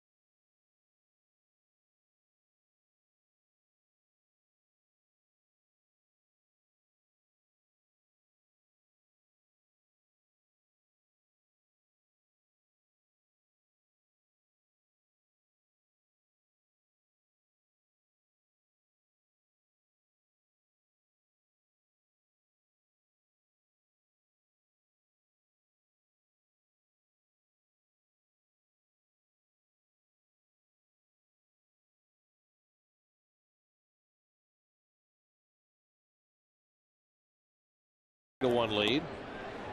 81 pitches through 6 innings for Nice, so he should have plenty left in the tank on a very comfortable evening. Temperature right around 70 degrees. Mather had an infield hit to drive in the only Atlanta run and then got an intentional walk in the 4th.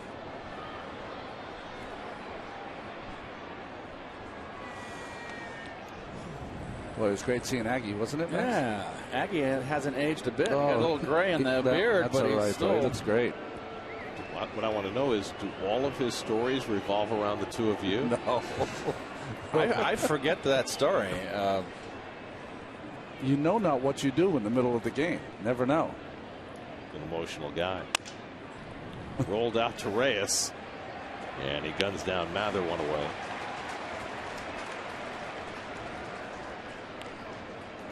So 1 out. Here's your AT&T trivia question. What player has the most all-time doubles as a switch hitter? Well, you got a pretty good switch hitter in the lineup for the Braves tonight. I'm thinking the Orioles. Maybe. Well, that guy had a lot of hits and home runs. I know that. Here's Diori Hernandez to bat for Derek Lowe. Here's your elite switch hitter, Mr. Jones. And Diori Hernandez takes a strike. Hernandez a backup infielder. By the way, word on Jordan Schaefer from the Braves clubhouse. Hit sharply on a base hit for Hernandez. We used to say that all the time around here.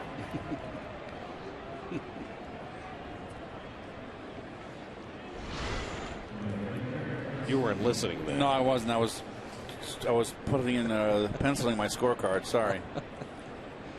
Did I miss something of importance? It would lose something in the translation. Scott Linebrink up in the Braves bullpen. I said base hit for Hernandez, and then I said we used to say that around here all the time. Well, here's Eric Hinsky, who pinch hit for Jordan Schaefer in the 5th inning and turning to bunt with Turner playing way back at 3rd. Turner was way back and in the hole, way off the line. Anyway, the news on Schaefer, who fouled the ball off his face trying to bunt in the 5th inning. He was hit in the upper lip and nose area, and he's been taken to the hospital for x-rays. So the x-rays will reveal more. Certainly we hope Jordan Schaefer's okay, because it was not pretty. Good curveball by Nice to get ahead on Hinsky. 1-2. He's had a dandy all night. The thing about Nice's curveball is on its approach to the plate, it looks like he can't break that much, but it continues to have that great spin and break outside of the zone. Swing and a miss. He got him with the fastball. Number 6 for John Nice. 2 out in the 7th.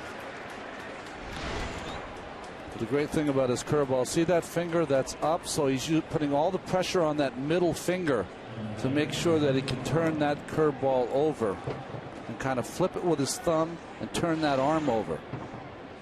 Mercedes-Benz Ultra-Mo brought to you by your tri-state dealers on the web at searchmercedes.com. So now Martin Prado. Prado's hit a couple of balls hard tonight. He's lined out and then doubled his last time up off the wall and left. Pedro Beato up in the Mets bullpen. But Nice going strong at 90 pitches with 2 out in the 7th, and drops the first pitch curve over for a strike. He's been doing that a lot, dropping on that curve in 0-1 with an off-speed curve in the outside corner. Getting ahead. Chipper Jones would be next. Nice would prefer to face him in the 8th. A ball and a strike to Prado. What was funny about that first pitch for a strike that was a curveball to Prado is his frustration, almost like saying to you know, you're going to get that curveball over first pitch all night long. Well, he has. Well, we saw Prado screw himself into the ground and then some his last at bat, but then pop right up and double off the wall and left. Nice is very hard to run on.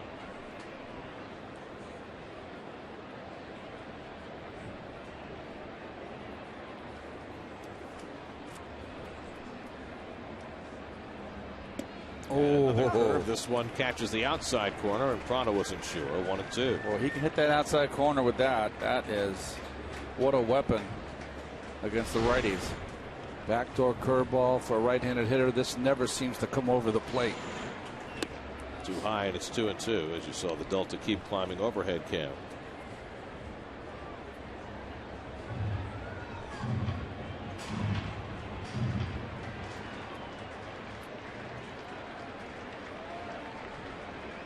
Now the 2-2, and the breaking ball bounces short. In comes Reyes and makes the running toss to end the inning. A hit and one left. 7 solid innings for John Neese. Stretch time at Citi Field with the Mets leading the Braves 3-1.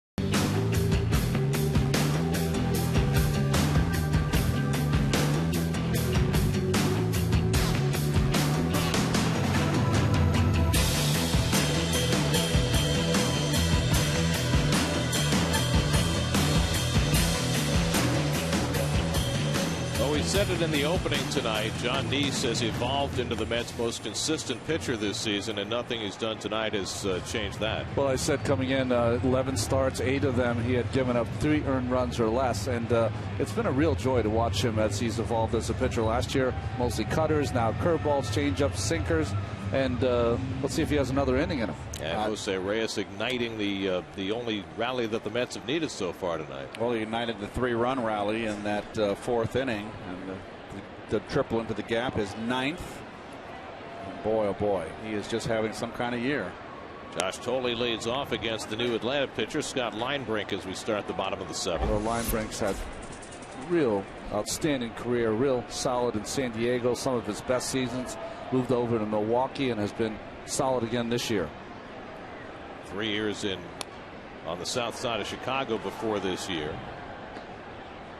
Linebrink part of an unbelievably effective Atlanta bullpen, particularly the 3 guys at the end of the game. Eric O'Flaherty from the left side, Johnny Venters, the power sinker lefty, and then the closer Craig Kimbrell. Those guys have been almost untouchable this year.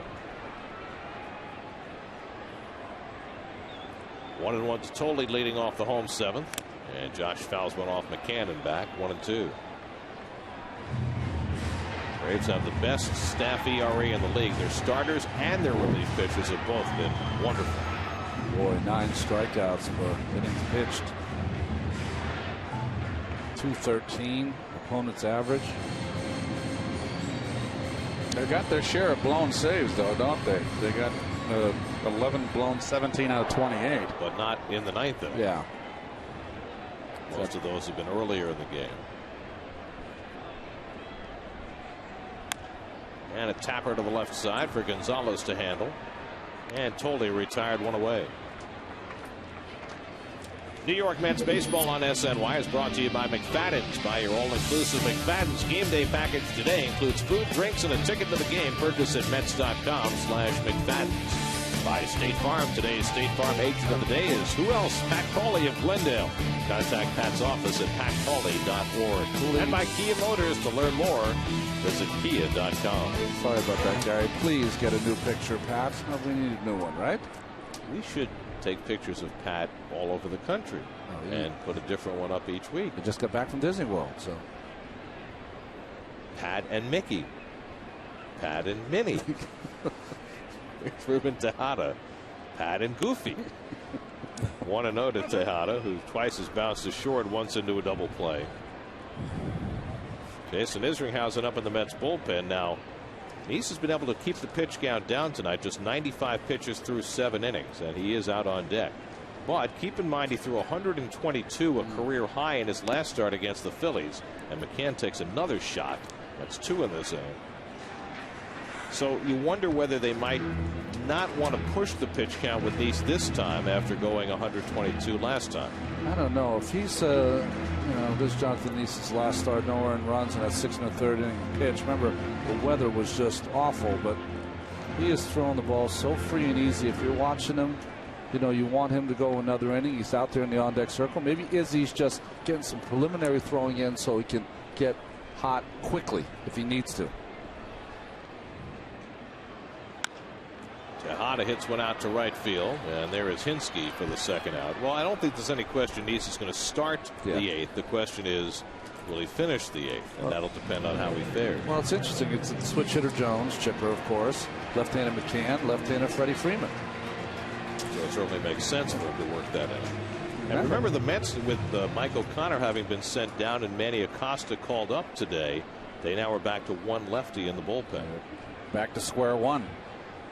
I asked Terry Collins about that before the game today and wondered about the timing of it, because it makes sense, whether the Mets would have been reluctant to make that same move if the Braves had Jason Hayward healthy and in the lineup, to give them that extra left-handed threat. And he said, that probably had something to do with the fact that they did it now, that Hayward is out. There's a strike, and it's 0-2 to Nice. Acosta was pitching very well in Buffalo and gives them another power arm in that bullpen. Well, I've always liked Acosta's stuff.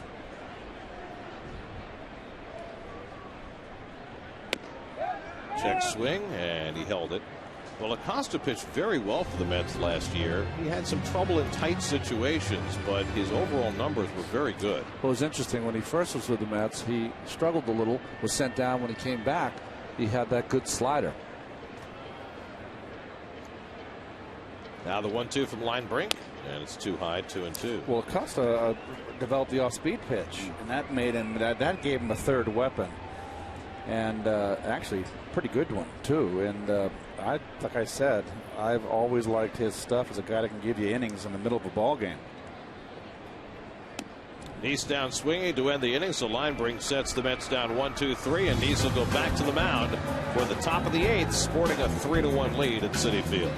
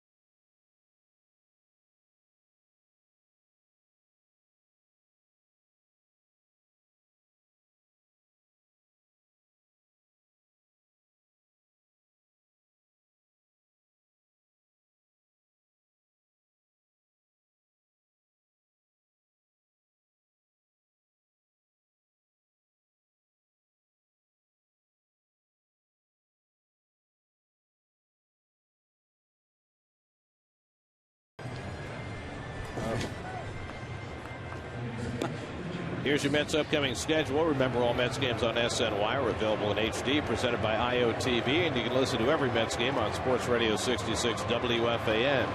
Game 2 of the series tomorrow night. Mets will face maybe the toughest pitcher in the league right now, Jair Jurgens. And then Sunday night, game on ESPN before the Mets start a 10-game road trip. Answer to our AT&T trivia question: most all-time doubles for a switch hitter? Yeah. Pete. Pete had 746. The next highest was Eddie Murray, the guy you were referencing, Ronnie, and he had 560, nearly 200 fewer. What an idiot. You got to go with Pete. Didn't Musial have the doubles record for a long time? Yeah, but he wasn't a switch hitter. I know and I understand. David, look that up. I think it was Musial who had it for a long, long time. I thought Tris Speaker was the guy that always had the most doubles. Chipper is third on that switch hitting doubles list with 509 two-base hits. 2 balls and a strike. Robbie Alomar is fourth, and Ted Simmons is fifth. Ted Simmons gets overlooked, huh? Doesn't he? He's had some impressive numbers. Simba. Well, among switch hitting catchers, you got Simmons, you got Todd Hundley, and then who else? That's about it, right?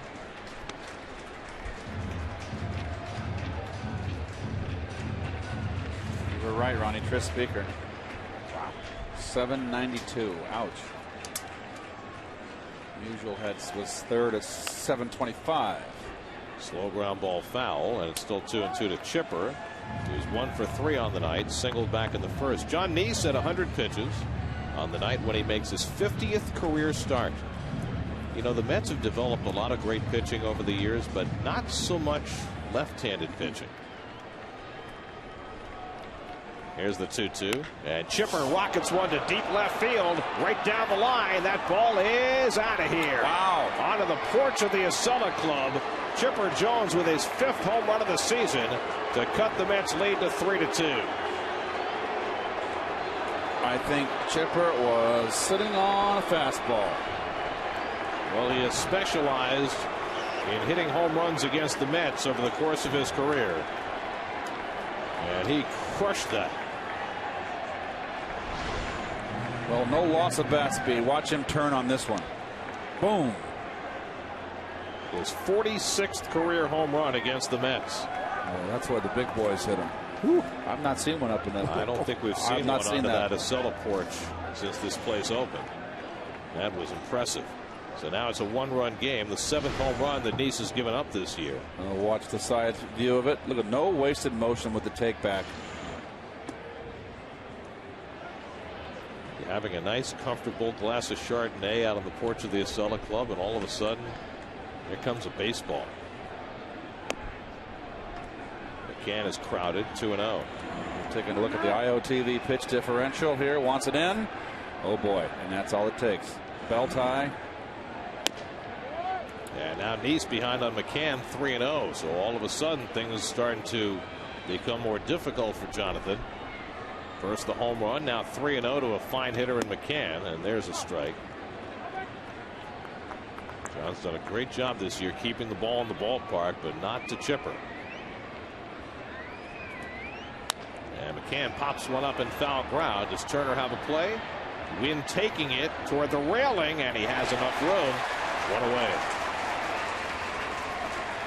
So 1 out and nobody on. Well, Chipper starting to close some ground on Willie Stargell, who has the all-time record for home runs against the Mets with 60. Nobody else with more than 50, and Chipper just a couple behind the great Willie McCovey. Pretty good company. Yep. Ryan Howard is starting to advance toward that group. An interesting choice coming up for Mr. Collins here. Do you leave Neeson to face Ugla, who has just been awful against lefties? 107, no home runs. All of Ugla's 7 home runs have been against right-handers, so it's a very interesting choice for Terry. He did hit one ball sharply against Neese tonight, his second at bat. And now Neese behind again on the left-hand hitter Freeman, 2-0. Freeman has 2 of the Braves' 8 hits, a single and a double, and he scored a run. This is the furthest Neese has gone into a game this year, 7 1/3. And there's a strike. Anyway, we mentioned Nice making his 50th start. There have been only 3 left-handers in Mets history now who've started their career with the Mets and made 50 starts for the Mets. Isn't that amazing? Jerry Koosman, John Matlack, and now Jonathan Nice. How about that? Well, let's hope he hangs around long enough, as long as those two guys. I mean, most of the great lefties the Mets have had the last 25 years or so have been imports. Guys like Frank Viola, Bobby Ojeda, Mike Hampton. Sid Fernandez. Sid Fernandez came from the Dodgers organization. Mickey Lolich. Here's the 2-2. Swing and a miss. He was late on the fastball. 7 strikeouts for John Nice, matching his season high. And that's going to be all for John. So he gets 2 out in the 8th, and now with the right-hand hitter Ugla coming up at 111 pitches for the night, Nice will take his exit. Well, to me, this has more to do with the 122 he threw in his last start than a 111 he's throwing tonight. I think it's the right move. Nice hand for John Nice. Another superb effort for Nice. The call to the bullpen brought to you by Lincoln as Isringhausen comes in.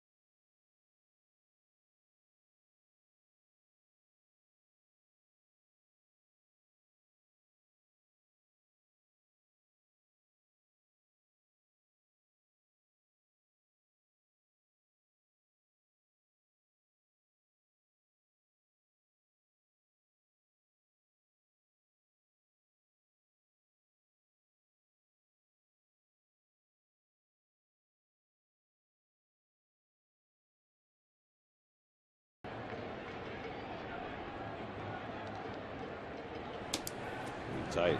Come on, Izzy. Oh, gosh. Dan Ugla leads off against Jason Isringhausen and takes ball 1. Izzy pitching for the 7th time in the last 9 days. He pitched a scoreless 8th in his last appearance against Pittsburgh. Picked up the win. That was yesterday. His first win as a Met since June of 1999. Nearly 12 years between victories as a Met. That's the longest stretch ever between wins for a Mets pitcher. He broke the record that had been held by Bob Miller, who was an original Met and then came back in the 70s. Well, John Nice was splendid again tonight. It's a nice line. Longest outing of his season at 7 2/3. Only one Met pitcher's gone 8 this year. That was R.A. Dickey. Curveball from Izzy misses. 2-1. Ugla 0 for 3 tonight. Flied out and grounded out twice. Just 4 for his last 54. But of course always a threat to hit a long ball. And now Isringhausen behind him 3-1 with Alex Gonzalez on deck. This is the one thing you've seen from Izzy in his last few outings is his control has been off, especially with that cutter. And it goes to the backstop for ball 4, so the tying run is aboard as Isringhausen walks his first batter. Let's check in with Chris Carlin for New York State Smokers Quit Line Game Break.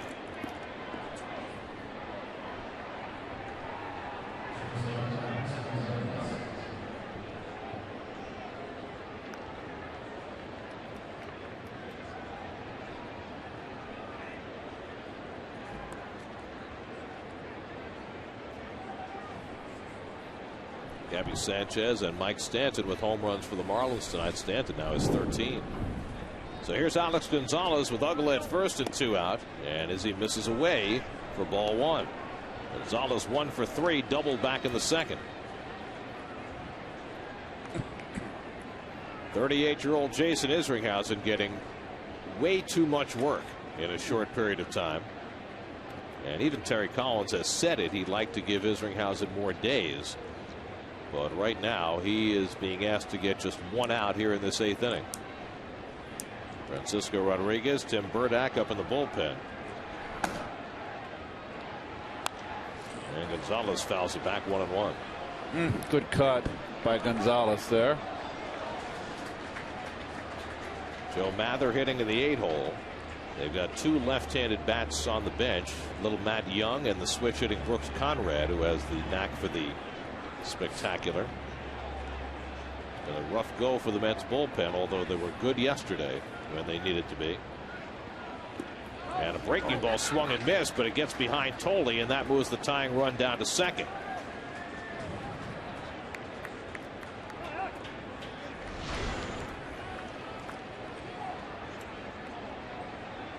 Oh, see, he just tried to backhand it. It's a no-no. This will be a wild pitch, and this is one where it should be a pass ball. But it's a wild pitch. So now the Braves are a base hit away from tying it. But Isringhausen ahead on Gonzalez 1-2.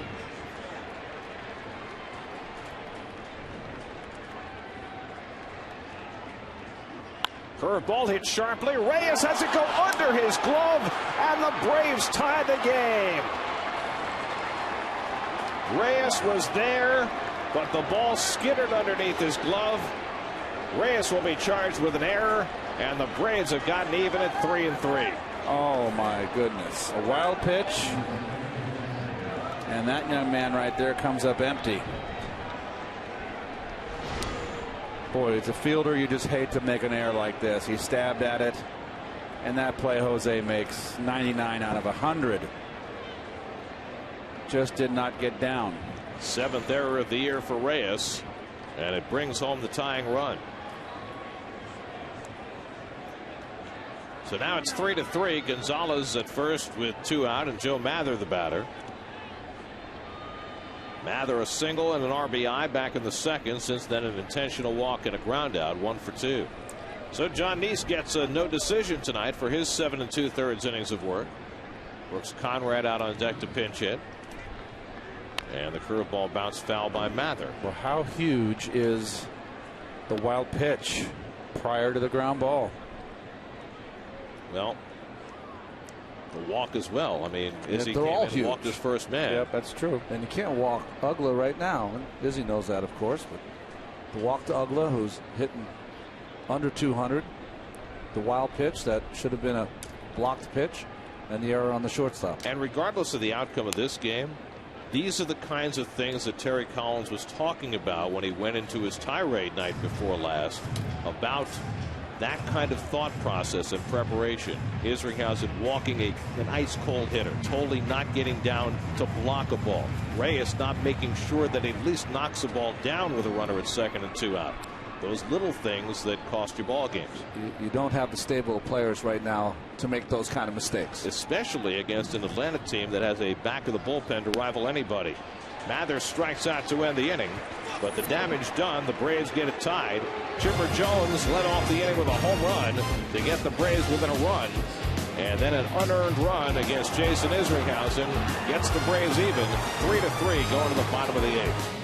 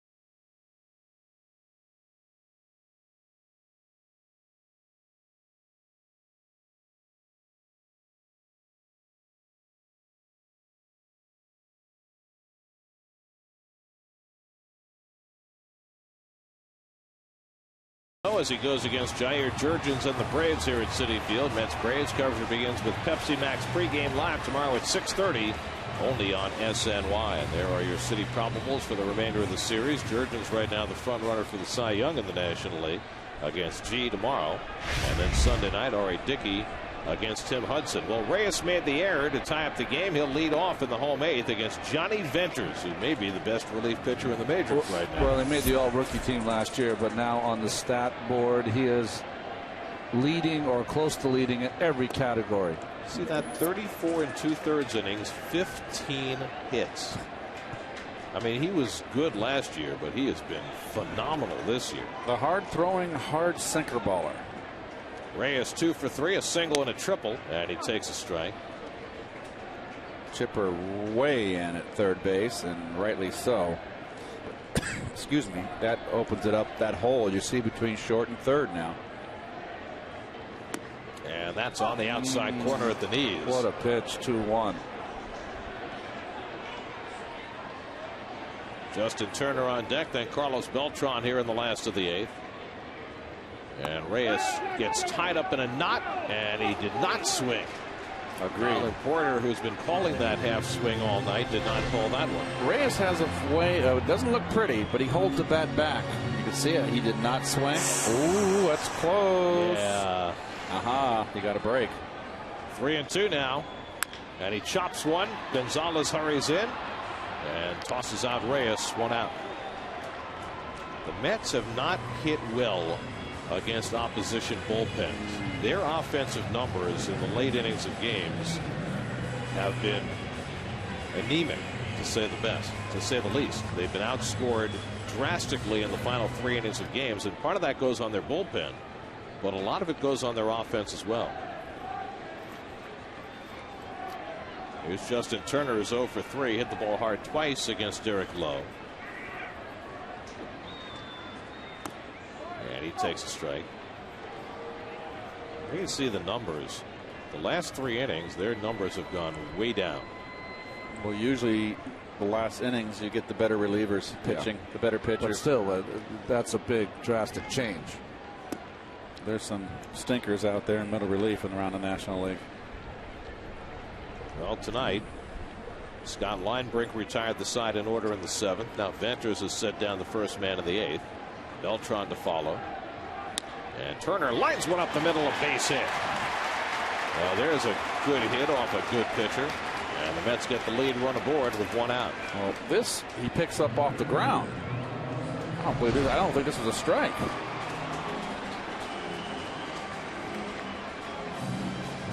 Yeah, good hitting. That's a strike. So the Mercedes-Benz Ultra Mode brought to you by your Tri-State dealers on the web at searchmercedes.com. So now Beltran, who drove in the first Met run today with a base hit in the 4th. With Turner at first and 1 out, Carlos takes a strike. Carlos has hit 6 of his 9 home runs as a right-hand batter, including that bomb he hit yesterday off the facing of the second deck. Jason Bay on deck. And Beltran fouls off the slider, 0-2. Wicked breaking ball. He's got the sinker working away from the right-hander and the overhand slider down on your shoe tops. Well, he came up last year and learned at the foot of Billy Wagner. Wagner said he had the best left-handed sinker ball he had ever seen, and he might be right. And he strikes out Beltran to register the second out. That's some good pitching there. He just overmatched Carlos, and that's not an easy thing to do. Carlos has been swinging the bat so well. It's just unusual to see Carlos go get overmatched in that bat. Boy, oh boy. Pretty good second pitch for Venters, I'll say. So now Jason Bay, who's 0 for 2 in a walk today, hitless in his last 12 at bats. Well, you're looking when you're struggling for the hit that gets you going. Great time for an extra base hit here.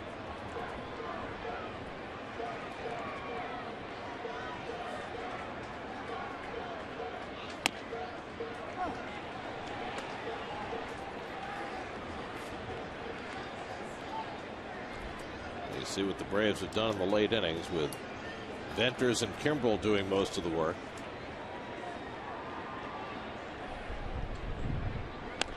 Two young pitchers who have electric arms. I think the Braves have played a lot of extra inning games of late too this season. They've played 12 extra inning games already. 6-6. 21 games decided by 1 run of their 57 games. The 0-2 to Bay, and it's off the plate with a fastball. 1-2. They had a pretty good swing at that slider down and in. Does Venters go back to it? McCann moves inside, and he gets him with the slider to end the inning. Back-to-back strikeouts for Venters to finish off the Mets in the bottom of the 8th. On to the 9th, tied at 3.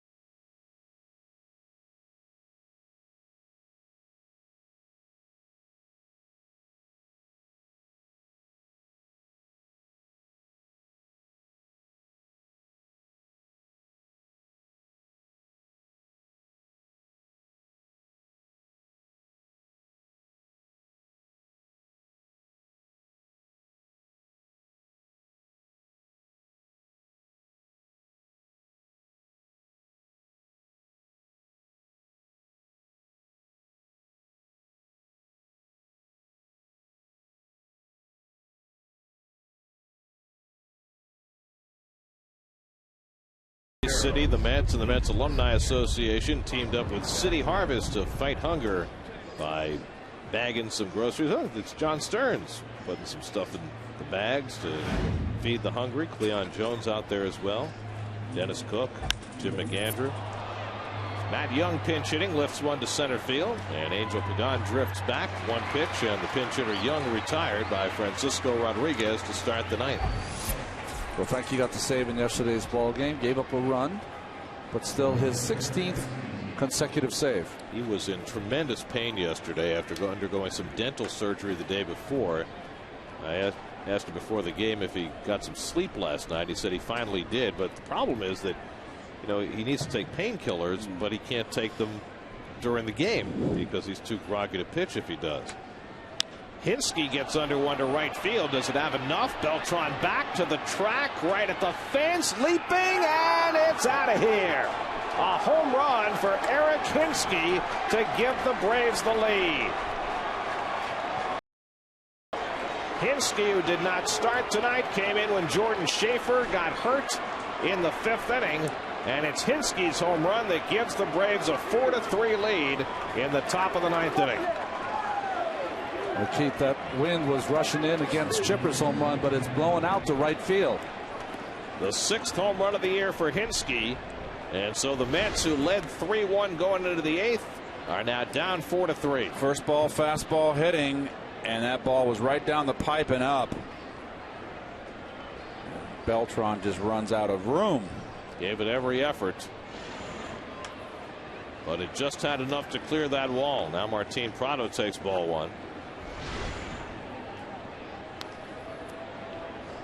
And that, with the wind blowing, Gary, you may have called it right. It kind of blew it closer to the line, the foul pole.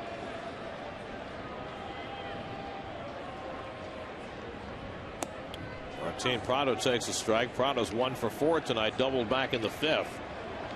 Well, you go back to that 8th inning, and giving up that tying run changed everything in this game because of the nature of the Atlanta bullpen.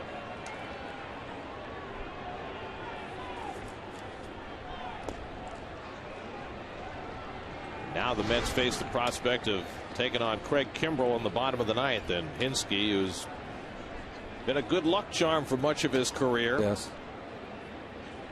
Proves to be exactly that tonight. His 6th home run puts Atlanta in front. Boy, a big smile on his face. Former American League Rookie of the Year. Now this one's driven to left center field. That's going to find the gap and hit the wall on the fly. Prado heads for second, and he's in with his 2nd double of the night. So Frankie Rodriguez fooling nobody today. A fly ball by Young that almost went to the warning track. The home run by Hinske, and now Prado follows with a double. 2nd double of the game, 17th year, and right on it. Beautiful follow through.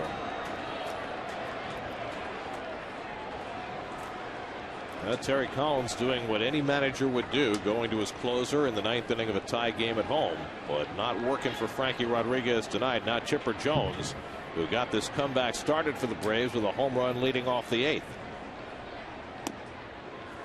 And I didn't think Frankie would lead him off with a first pitch fastball. Neither did Chipper, who at times can sit on certain pitches.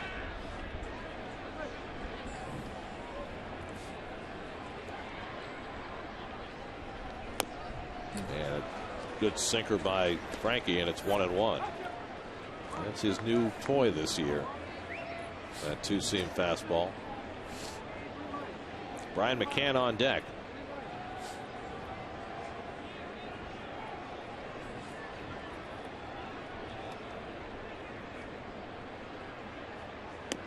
Oh, there's a good change.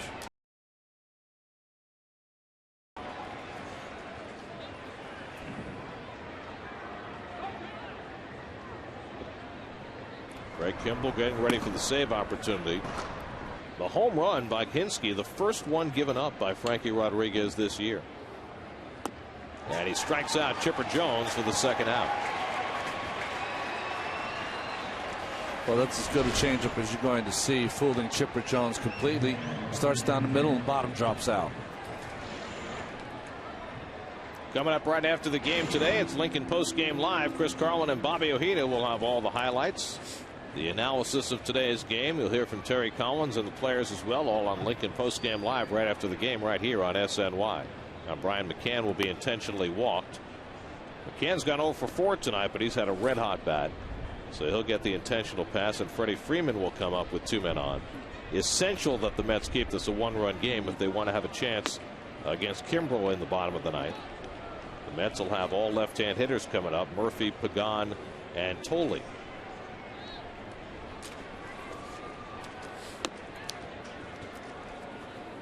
Well, it gets forgotten now, but John Neese had himself a wonderful night tonight. 7 2/3. He allowed 2 runs and 8 hits, an intentional walk and 7 strikeouts. Left with the lead, but Jason Isringhausen walked the first man to face him, threw a wild pitch that Josh Tolley didn't block correctly, and Jose Reyes' error brought home the tying run in the 8th.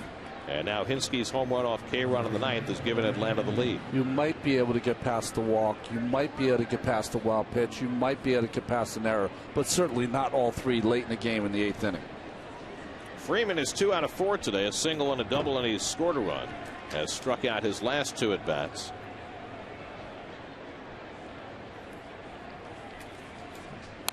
And he attacks the first pitch fastball and fouls it off. 0-1. And they walk McCann, but Freddie Freeman's looked pretty good despite the couple strikeouts against Jonathan Neese, who was outstanding tonight. Seems to be on every pitch, especially against the right-hander here, Rodriguez.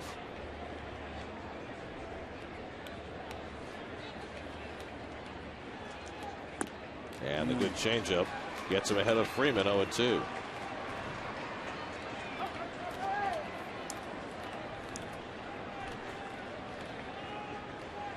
Mets fans have watched this plenty on this homestand. Mets have lost 4 games on this homestand. In every one of them, they had a lead late in the game. And that kind of outcome is in the offing today as well. And if the Mets lose this game, a game in which they led going into the 7th inning, they will set a major league record. No team has ever had 6 straight home losses in which they lost the game with a lead 7th inning or later. None, ever. They've had 5 of them in a row, 4 on this homestand and 1 on the previous homestand against the Marlins. Freeman lifts it out to left. Tough play for Bay up against the sidewall, but he runs out of room. Well, these are the games that the Mets have been losing. Games that you look back, when you look at the Phillies series, you know, hey, we should have won 2 out of 3. You know, they got a split against the Pirates. They should have won 3 out of 4. Those are the kind of just get right under your skin. The Mets have already lost 7 games this year in which they've led after 6 innings. That's a lot of games to lose in the first 40% of the season in those circumstances. You'll routinely see people or teams maybe have 1 loss in that category, maybe 2. And the funny thing is, for such a long stretch, their bullpen was so solid. But that's been changing. Freeman lanes as a base hit into left center field. That'll bring home Prado. McCann goes to third. He's lumbering around third and heading on home. The relay throw will not be made. Now going to third is Freeman, and he'll be tagged out to end the inning. But 2-run score on the double by Freddie Freeman. That extends the Atlanta lead to 6-3, and that's what the Mets must contend with in the bottom of the 9th. Eric Hinske gives Atlanta the lead with the home run. Freeman's 2-run double extends it. 6-3 Atlanta as we go to the bottom of the 9th at Citi Field.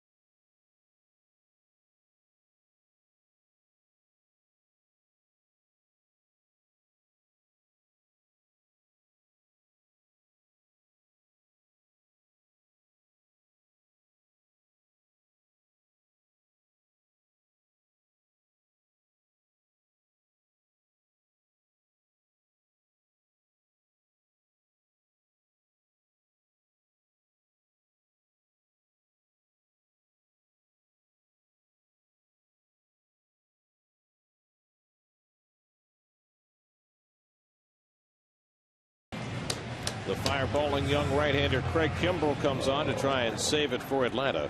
Well, the one stat you have to look at, 28 innings pitched, 42 punch-outs, and look at those batting averages all across the board. Just turned 23 years of age. Matt Young stays in the game in center. And Joe Mather, who started the game in right, moved to center, goes back to right field. Well, the Mets down by 3 as they come up in the last of the ninth. Daniel Murphy has another multiple hit game today. 2 out of 3. He's driven in a run. And Kimbrel fouls a fastball in for a strike, 0-1. Kimbrel has 16 saves, which ties the National League record for most saves by a rookie pitcher before the All-Star break. So he can break that record tonight. Major League record is Jonathan Papelbon. I believe he had 24 before the break in his rookie year. But the Mets bullpen letting this one get away. Isringhausen giving up an unearned run that it was at least part his fault. And then K-Rod getting torched for 3 in the ninth. You know, Gary and Keith, that 8th inning just can't happen if you're going to win ball games. Just cannot happen. And it's just so shocking when Frankie gets hit, because Frankie's just been so good this year. And then when he has a bad outing, it's just like, what happened? Well, he had been really the lone pillar during this slump for the bullpen. Still has a save streak intact at 16 in a row, but nonetheless, this was an ugly one today. And you know, at some point it's got to be awfully demoralizing for a ball club when you get such good starting pitching day after day. Yesterday was obviously an exception, and you keep giving games away late. Well, I think the devastation happens is that you feel like you're in every game. You feel like you should be winning these games, and every time you look in the paper, it's another loss. I mean, it's what? How did we lose that game? That was in our hands. I mean, that's what you think of if you're on that bench. And you know, Terry Collins has made this point over and over. When you're missing firepower like the Mets are with Davis and Wright out of the lineup, and you know, neither one's coming back tomorrow, you have to know that your game has to be on point in every other area. And that doesn't mean you have to play perfect baseball, Gary. That means that you just have to not make the mistakes that, you know, solid teams do not make. 1-2 to Murphy, and it's at his feet with a slider. 2-2. Johnny Venters is now pitcher of record on the long side for Atlanta after pitching a 1-hit, 2-strikeout 8th inning. I have a question for you, and I should know this, and I may sound stupid, but I don't really care. You never have before. What is that term on the long side, man? Where'd that come from? Explain that. Long side, short side. Yeah. Like the winning pitcher, he stands to be the winning pitcher. What does long mean? You have more runs than the other team. I still don't get it. Like, you know, 4 is more than 3. 4 is the long side. Okay, whatever you say. I'll remember that. Thanks for. I don't know what the derivation is if you're asking me that. Sounds like an accountant's term to me. It's like the long money and the short money. There you go.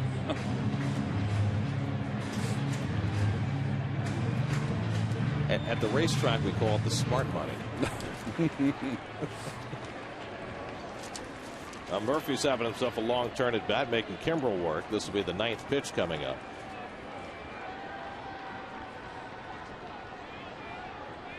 And he slaps that one foul to stay alive. One thing I've noticed over the years with McCann back behind the plate in the game that he calls, he likes to call away, predominantly away. And right now, if ever there was a time to come inside, because Murph is really protecting the plate. Got to crowd him. There it is, fastball in.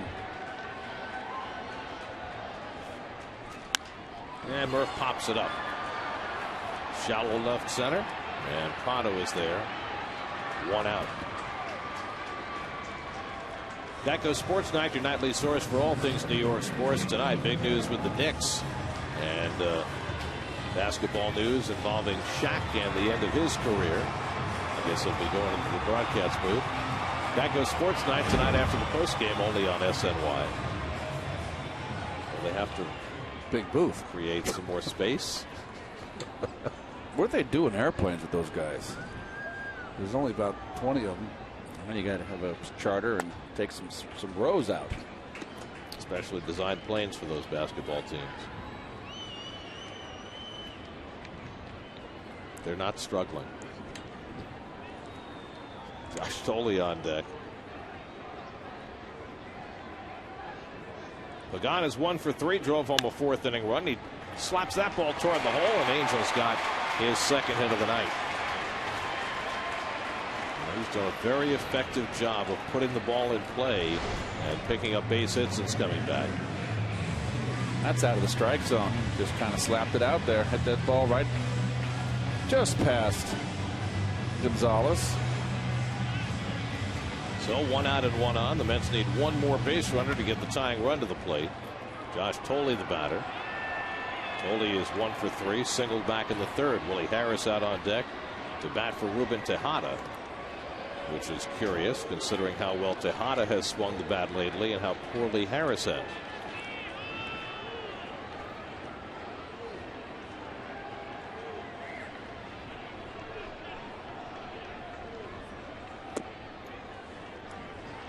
Ball 1 to Thole.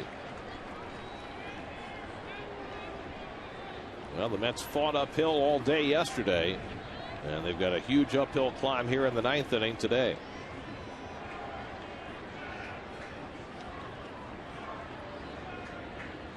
And now it's 2-0. So after Murphy battled Kimbrel tooth and nail for 10 pitches, Pagan picked up a base hit, and now Kimbrel's behind on Thole, 2-0. Roger McDowell looking on, hoping that his charge can get. And Pagan taking an awfully large lead considering the Mets are down by 3 runs. It's a nice time to chill. Need another base runner. Your run means nothing. Well, he's going nowhere. And that misses. 3-0. The Mets need a base runner any way they can get one. Only stat you can find that's not great in Kimbrel: 13 walks in 28 innings pitched. And Thole will certainly take a pitch here and maybe a couple. You can only take one here against Kimbrel because he throws too hard. Look how he gets down low. Get that sign. And there's a strike. 3-1. I agree with you, Ronnie. He's got a 3-1, and it's a good pitch to hit. You know, just be very disciplined. A home run's not going to win the ball game or tie it. On 3-1, Thole swings through the fastball, and now it's 3-2. High cheddar.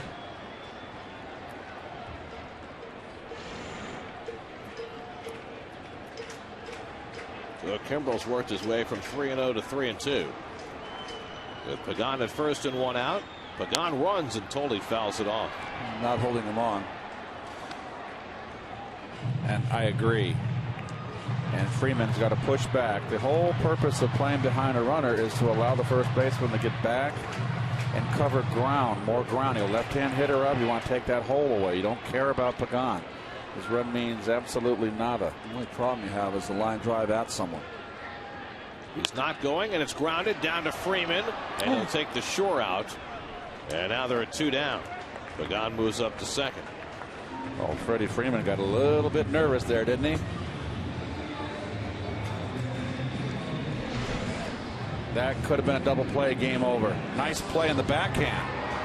And I think where he was positioned, he was afraid to throw. I think that Pagan was in his line of throwing the ball, and he got frightened. He said, I better play safety first.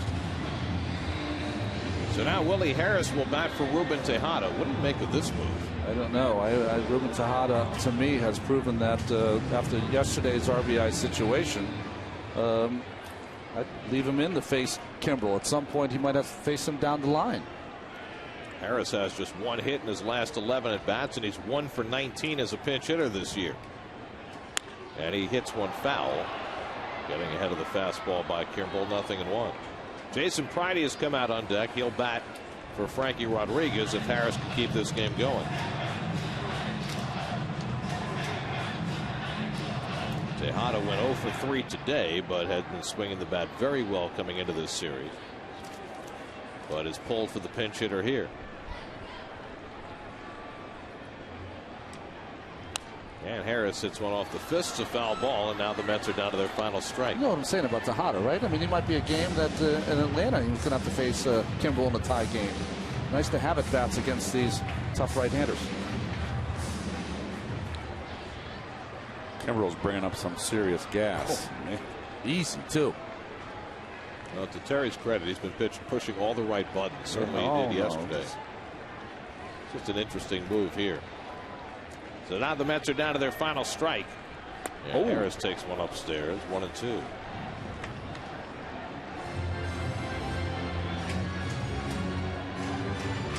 Tomorrow night, Dylan G against Jair Jurgens, the second game of the series.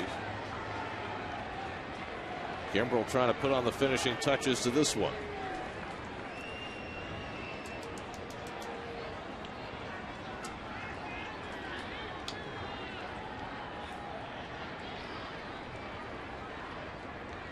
And Harris goes down swinging.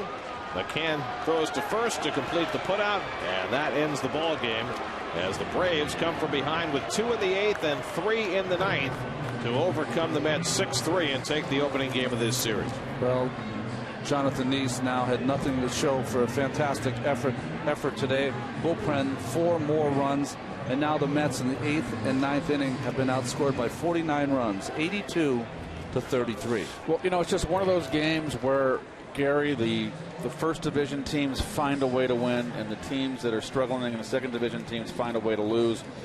Mets defense kind of fell apart there in that 8th inning with the 2 runs that tied the ball game.